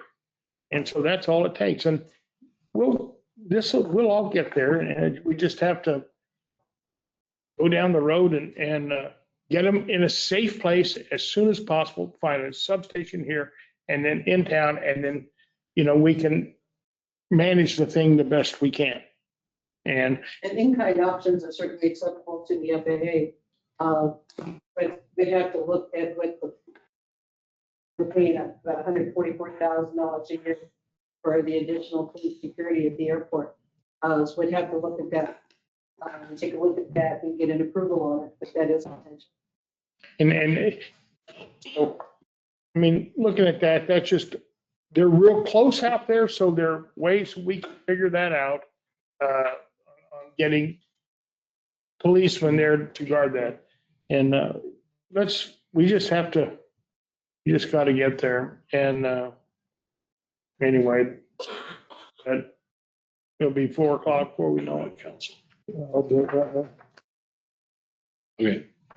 Mr. Chair, I got a couple of amendments. First amendment is on page 76 in our packet for 3 on strike section B. Section B. The whole section. Whole section? Whatever. And then part of that amendment is C becomes B, et cetera, et cetera. So we're striking. And renumber and reletter. And related. Yep. You should remember that. Change from the station.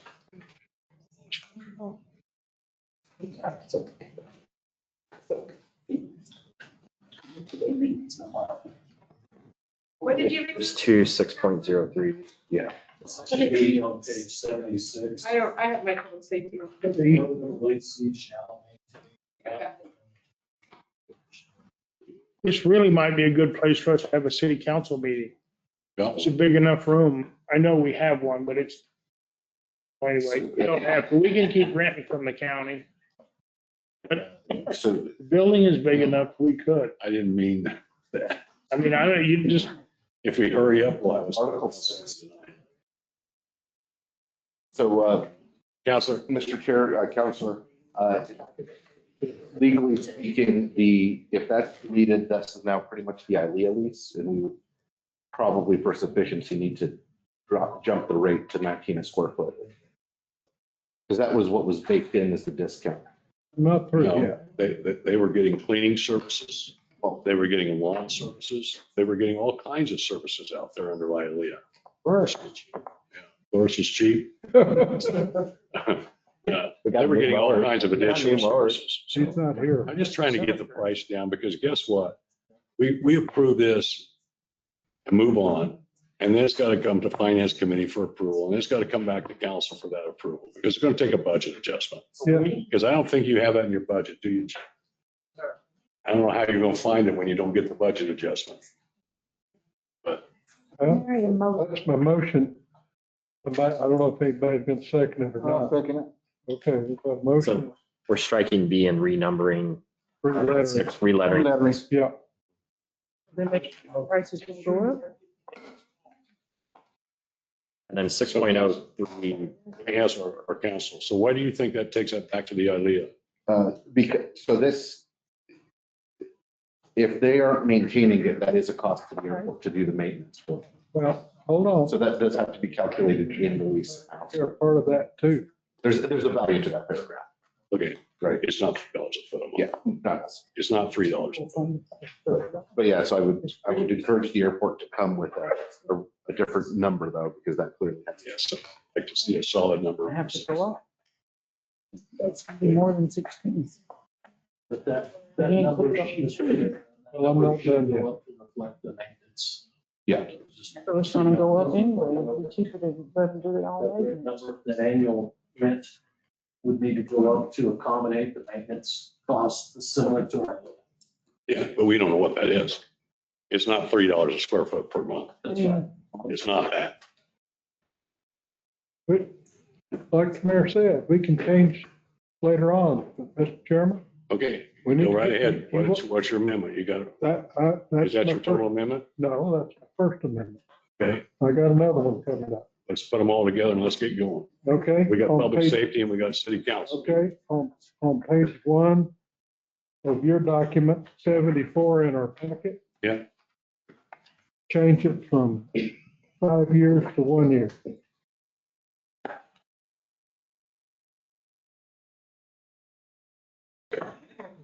That way it won't be too burdensome. It'll give us a chance to catch our breath and we can explore all these different avenues. And then if we decide in a year to give them 5 lease, we can give them a 5-year lease when we've got all the information in front of us. It's gonna cost them more than that to move all the communication stuff there. Oh, well. God help. Okay, what else you have? That's it.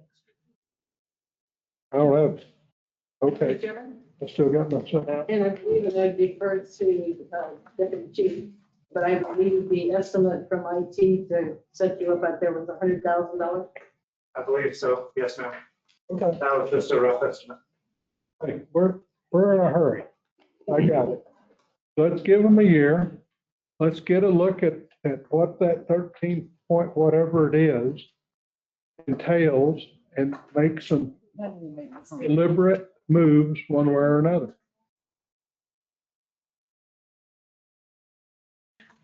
Okay, I got a motion on the floor Oh, second. That's and I've got my- a second. Yep, The second. city council, the special city council. That's for the amendment. Hmm? Actually, staff would consider the amendments friendly because you guys are putting it. These amendments are considered friendly Right. because you're negotiating with yourselves. Yeah, I understand. All right. So now we're voting or not. Now it's got to go to council in an hour. Yes. Well, or It so. has to, Oh, it's safety too. Mhm. Yeah. Well, we just amended it. You can undo it. let them do it. I would really prefer that this just goes on to council and we get this stuff hashed out at council and move on. Make that motion. Just make a motion to do fast. Oh, got a motion of amendment motion on Mr. Chairman. You have a die for lack of a second? I second. Okay, you got a second. No, 2 seconds. And if- Mr. Chair, I'm saying procedurally, it's actually not even, you guys are presenting this to yourself, so it's a friendly amendment. So it doesn't have to be voted on. Right. Once the second is there, it's good. So it's done. So, no, now we got to vote on Yeah, what now you vote to the act. as amended. Mr. Chairman, I move that this is supposed to go First, public safety, and then it's going to go to All council right, then I'll make a motion. This needs to be moved to public safety as amended. as amended for approval of the city of Roswell Police Department to enter into a one-year lease beginning December 1st and 2025 and in November 30, 30, 26. 26. Yeah. Okay, we got an amendment. We got a motion. Mayor, can I just get this off the table? Okay, go ahead, I get want to get this done because we've got more meetings we got to get done. I'm not trying to cut you short, but we got additional business to attend. Yeah, we got another lease. Second. We've got a motion and a second. Yeah. All those in favor, signify by saying aye. Aye. Opposed? Aye. Okay. Passes 3-1. Okay. Next item on the agenda is the museum lease. Yes, Council. Bobby, you going to stand in for Michelle again? I am. Okay. Thank you. So consider recommending approval of the city of Roswell Museum lease term for a 5-year lease agreement beginning December 1, 2025 and ending December 30, 2030 for building 1081 for Roswell Air City. Similar situation to the last one, due to flood damage to the building, capital, there needs to be a place as they work diligently to try to get things restored and stored safely, which is what this would be considered for. This is not intended to be a place to replace the museum, only to house them while they get their house in order and get ready for whatever their location becomes in the future. Any questions? You had a question? Yeah, I do have a question. Trying to understand what's written on this back page, what you're trying to mean by that.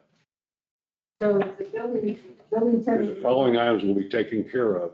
I'm interpreting that you will take care of them during the entire term of the lease. Is that what that means? It does.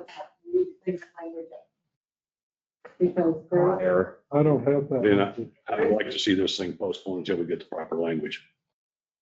Well, and there's a big difference between this and the police department. Is there's no building to go back to repair that will be done in any kind of timely manner, because it's gone for all practical. Yeah. We have, Well, I don't have that in my, On your last page? nope, you just tore it out. no, that was the other lease. I didn't know which one. Oh, there it is. It was I hidden. would like to see that all cleaned up, Counselor. Say Clean it up by, the lease. you clean it up in an hour and a half. Frank, legal would just recommend removing the page. It's not pertinent to the lease itself. Okay. What? We need we need a motion. Do we need an amendment? No, you get two of you say take it out, it's out. Take it out. Okay.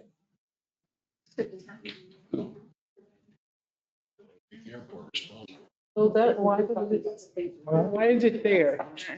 So the reason it's there is typically it's not negotiated. It's a prior to occupancy. It's like a we owe when you go buy a car and we owe exactly what it is. Why can mechanics say prior to occupancy? We can't, but it doesn't even have to be in the.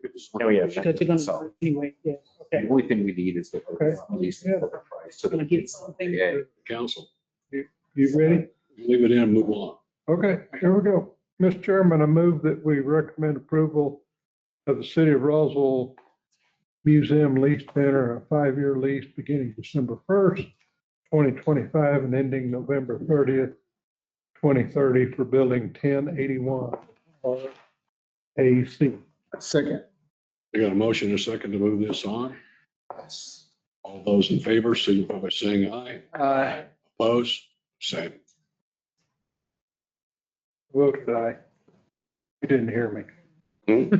You didn't hear me, but I voted aye. Next item on the agenda is a for prefabricated modular facility for Roswell Air Center. Ms. Thompson again.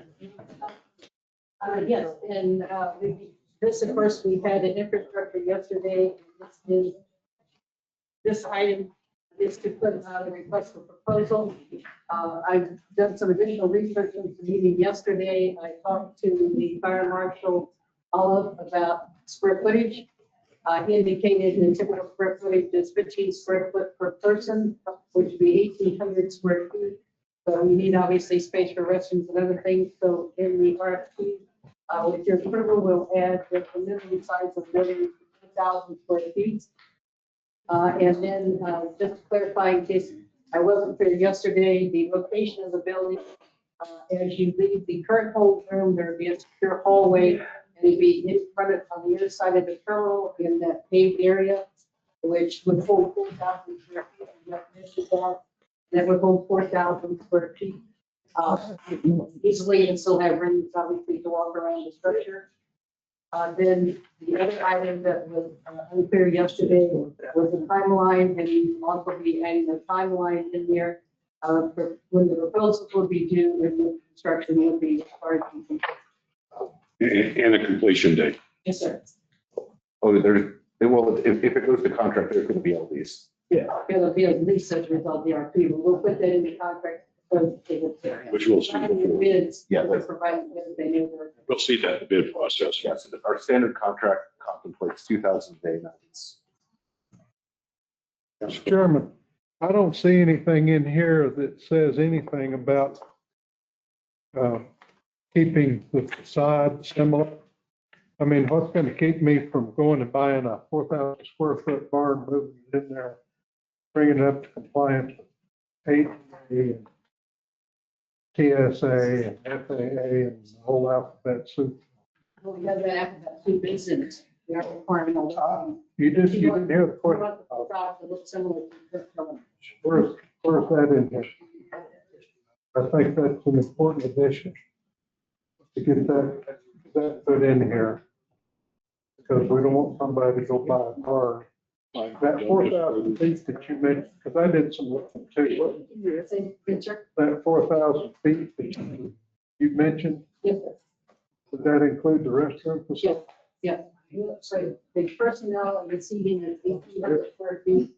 So the additional roughly 2,000 square feet would be restrooms, checkout counters, vending machines. Mr. Chairman, I don't know what the square footage is, present waiting room. But what happened was it was designed for a smaller number of people on an airplane. And all that's been done since then is they brought more chairs in. And if you're out there waiting for an airplane that has mechanical in there, or whether you can't hardly get from the soda fountain down the way because people carry on luggage stuff.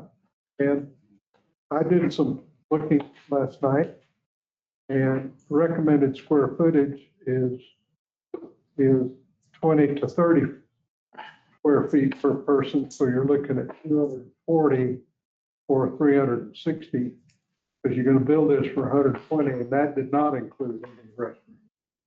So I think you need The to. 1,800 was supposed to be according to the fire marshal. That's a more motion. That's the minimum. Right. What I'm suggesting is that's not enough. Just like the present waiting room is not enough.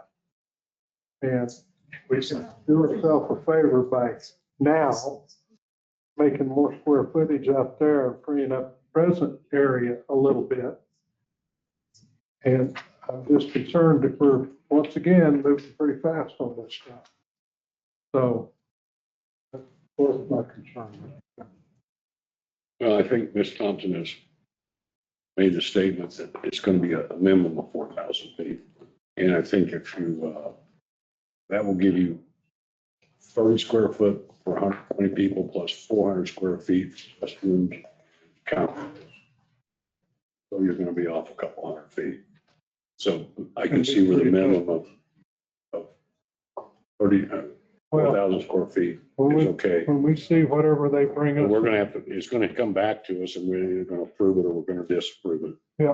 One or the other. So at least it's, I think, Ms. Thompson, it's interesting to me that when this first came to council a month ago, it was not pre-manufactured. It was just construction.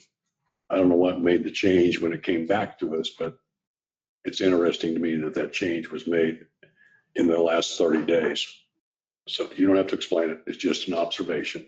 So, but I think if you do give us that you're going to rewrite this with a minimum of 4,000 square foot and the exterior decor is to maintain the decor of the facility that we currently have.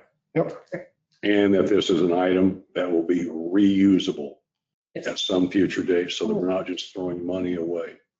I want to know what, Mr. Chairman, if I might. It says temporary. What defines temporary? Temporary, and that we would like to be able to reuse it. Repurpose it, if you will. Okay. That'll work.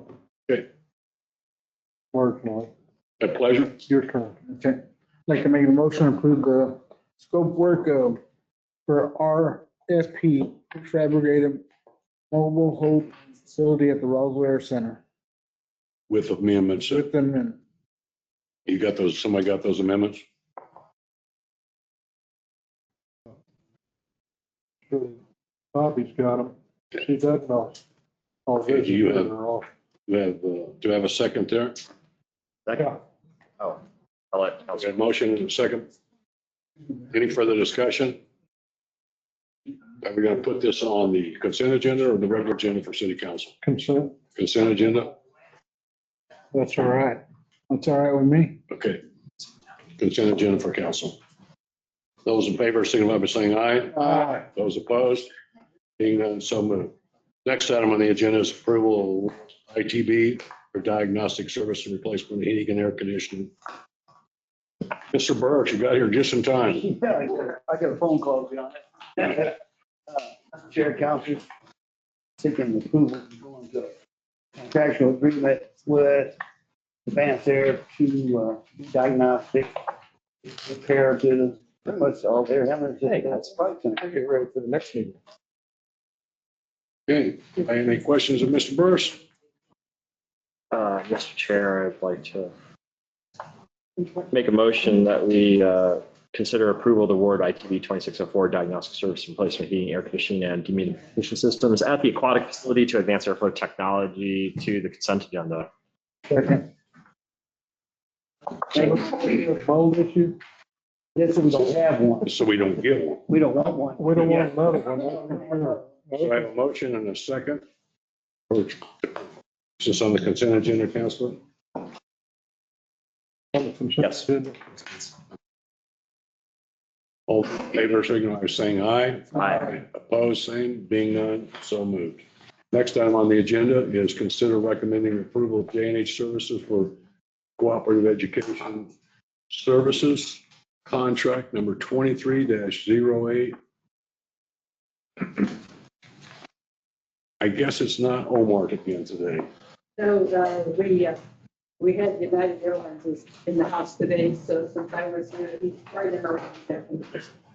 But what I'd like to do, and I'm not really clear on the procedure on this one, based on the report earlier in this meeting on procurement policy, I would like to review that with the city attorney and then bring this one back at a later date. And I would make a recommendation to you, Ms. Thompson. Don't put it on the CES. Understand? That is words that just was a waste of city money, in my opinion. Yeah. So, Okay. so you want that tabled? Yes, sir. Okay, so moved. Next item on the agenda, Oh, him. RFP for legal services. Council. You have the award recommendation from our purchasing agent. Without going into detail, I'm really happy that we made 40% of the contingency rate, or made 40% the cost of the contingency rate, because we got a slap of a deal. So we get a reduction, we get more money. That's what this is all about. Mr. Chairman, I move we approve RFP on the right one. Mr. Chair, I recused myself from this. All right, I'll wait for council to come back here then because I can't get a second. Yeah, I recused myself from the RFP process. And why is that? The nature of our work and the potential that I would have conflict with the entities Okay, bidding on this. that's fine.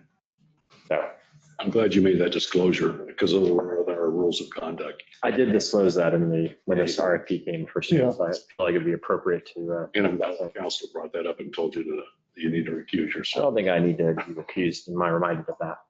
No, as long as Chris brings it up. Pardon me, Councilor Cortez. That's what happens when you work for professional engineers. You know how to In such a global environment. you detect conflict. Can I get a stand-in counselor, No, committee member? give him a minute. Apologies. Did you say Juan was over at the federal building? Where it was at, he told me. Yeah, he was supposed to be at Social Security. He'll show up about 6, 7 o'clock tonight.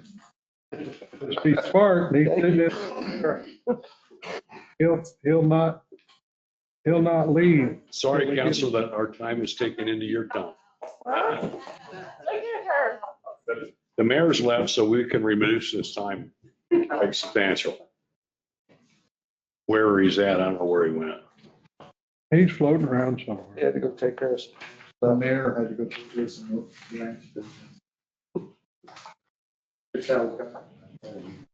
Yeah.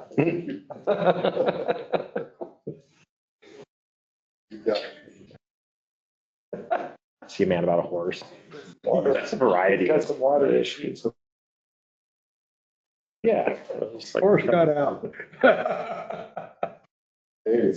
Okay, Mr. Chairman, I'm. Carlos, I had to Yeah. recuse myself from this matter. So I recuse This myself. goes to council Put it on the consent agenda. Yes. Hate that. RFP 26002, professional legal services for special PFAS litigation. He's recused himself, so you have to second. Second. Had a motion and a second. Any further discussion? All those in favor, signify by saying aye. Aye. Let the record show that Councilor Cortez recused himself. Vote of 3-0. Next item on the agenda is recommending approval of the drought contingency plan for 2025. Ms. Stubbs, sorry we made you wait so long. Enjoy. He's used to it. I'm crazy. It's insanity. Yes. I wouldn't use that word. But let me be as quick as I can. I would have said a little bit more, but you have in your packet, which is our final draft of the drought contingency plan. And we still have a little bit of tweaking to do to it. It doesn't change anything, does it, Chantel? No, the page 18, the statistic -4 is supposed to be a -3. It is gone from 0. Anyways, that place, and they made some tweaks, so that's why you guys got 2 copies. The first one was without their tweaks, and then the second one was with their tweaks. And, but they like it, and then UBS Geologic, our consultant, they're the one that told me about the -3 on page 18 that we updated. And we wanted me to bring this stuff for you guys, so you can kind of see some of the stuff that we've done. All the bags are the same. So let me just say that we've been kind of a time or two. I just want you all to know that it was in actually the end of 2022 that I received information about doing this grant. And so we did, and like I say, it's taken us a while, but I think we finally dotted all our i's and crossed all our t's, other than what Chantel mentioned. We couldn't have gotten through with it if it weren't for Councilor Cortez. He really has joined us on his own and really had some really good input on it. I hope you all will look at it. There's a lot of good information in here and suggestions. I have to say, I think in Chantel or Chris even could, Councilor Cortez. But the city of Roswell is really not in a drought severe situation. We do have good wells and good aquifer. And Councilor Cortez, can you Yeah, I could help her. I mean, I think, Mr. Sheriff, on my, obviously came in late. A lot of work has been done on drought contingency. This was a Bureau Reclamation grant. Identified pretty early, I think my first legal team, that there might be some technical details. Grant money was used to go out to an RFP to get some hydrogeologists. I'm not going to bury the lead. City of Roswell is very fortunate. It's well filled. It's completed in a recharging, world-class recharging San Andreas limestone. And while we may experience drought, according to the drought index, it has a very minimal effect on the availability of water in our aquifer and to our water system. Something to the effect of, a couple feet when you have a 600-foot water column. And we do use more water in drought, but it's something like, what's the percentage, Chantel?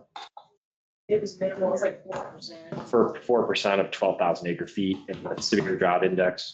So we're very lucky. I know Council Johnson was on the thing too, Judy, other members of the community. This is it covers most of the issues that we talked about. And of course, we still are looking at being water conscious and taking actions to, use water responsibly.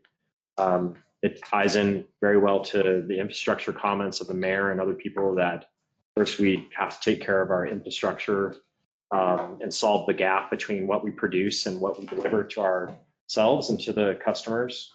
Because, even though the water's there and it's available, it does cost a lot of money to pump water. Every gallon of water weighs 8 pounds, and there's a horsepower cost and the treatment cost associated with that. So, using water responsibly is a good thing. And so you'll see a lot of things in here, triggers that are very voluntary. The concept is that overall, we're very fortunate in the Desert West, and more people should move here generally, but we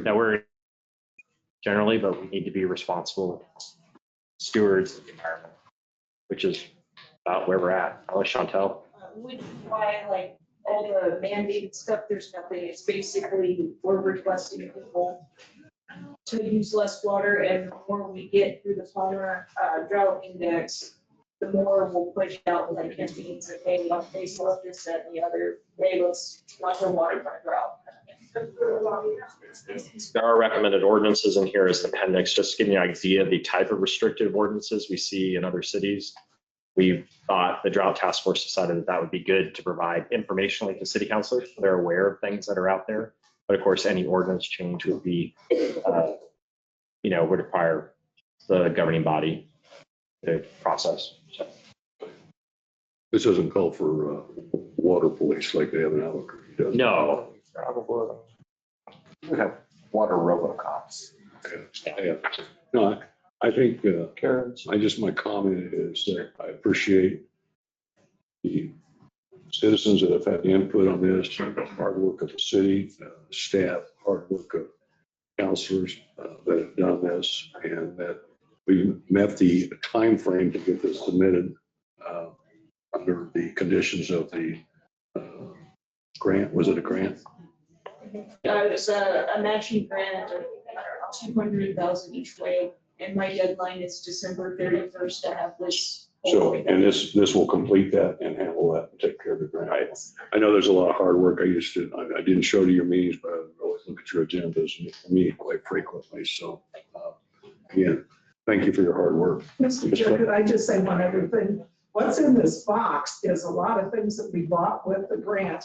Chantel is doing a terrific job of getting out to students and to families and all about conserving on water. And so I just wanted everybody to see what part of the money is gone for. I thank you for that. I think the real way that you make affect change is by doing it at the children level and bring it up so that they're educated so that they come up.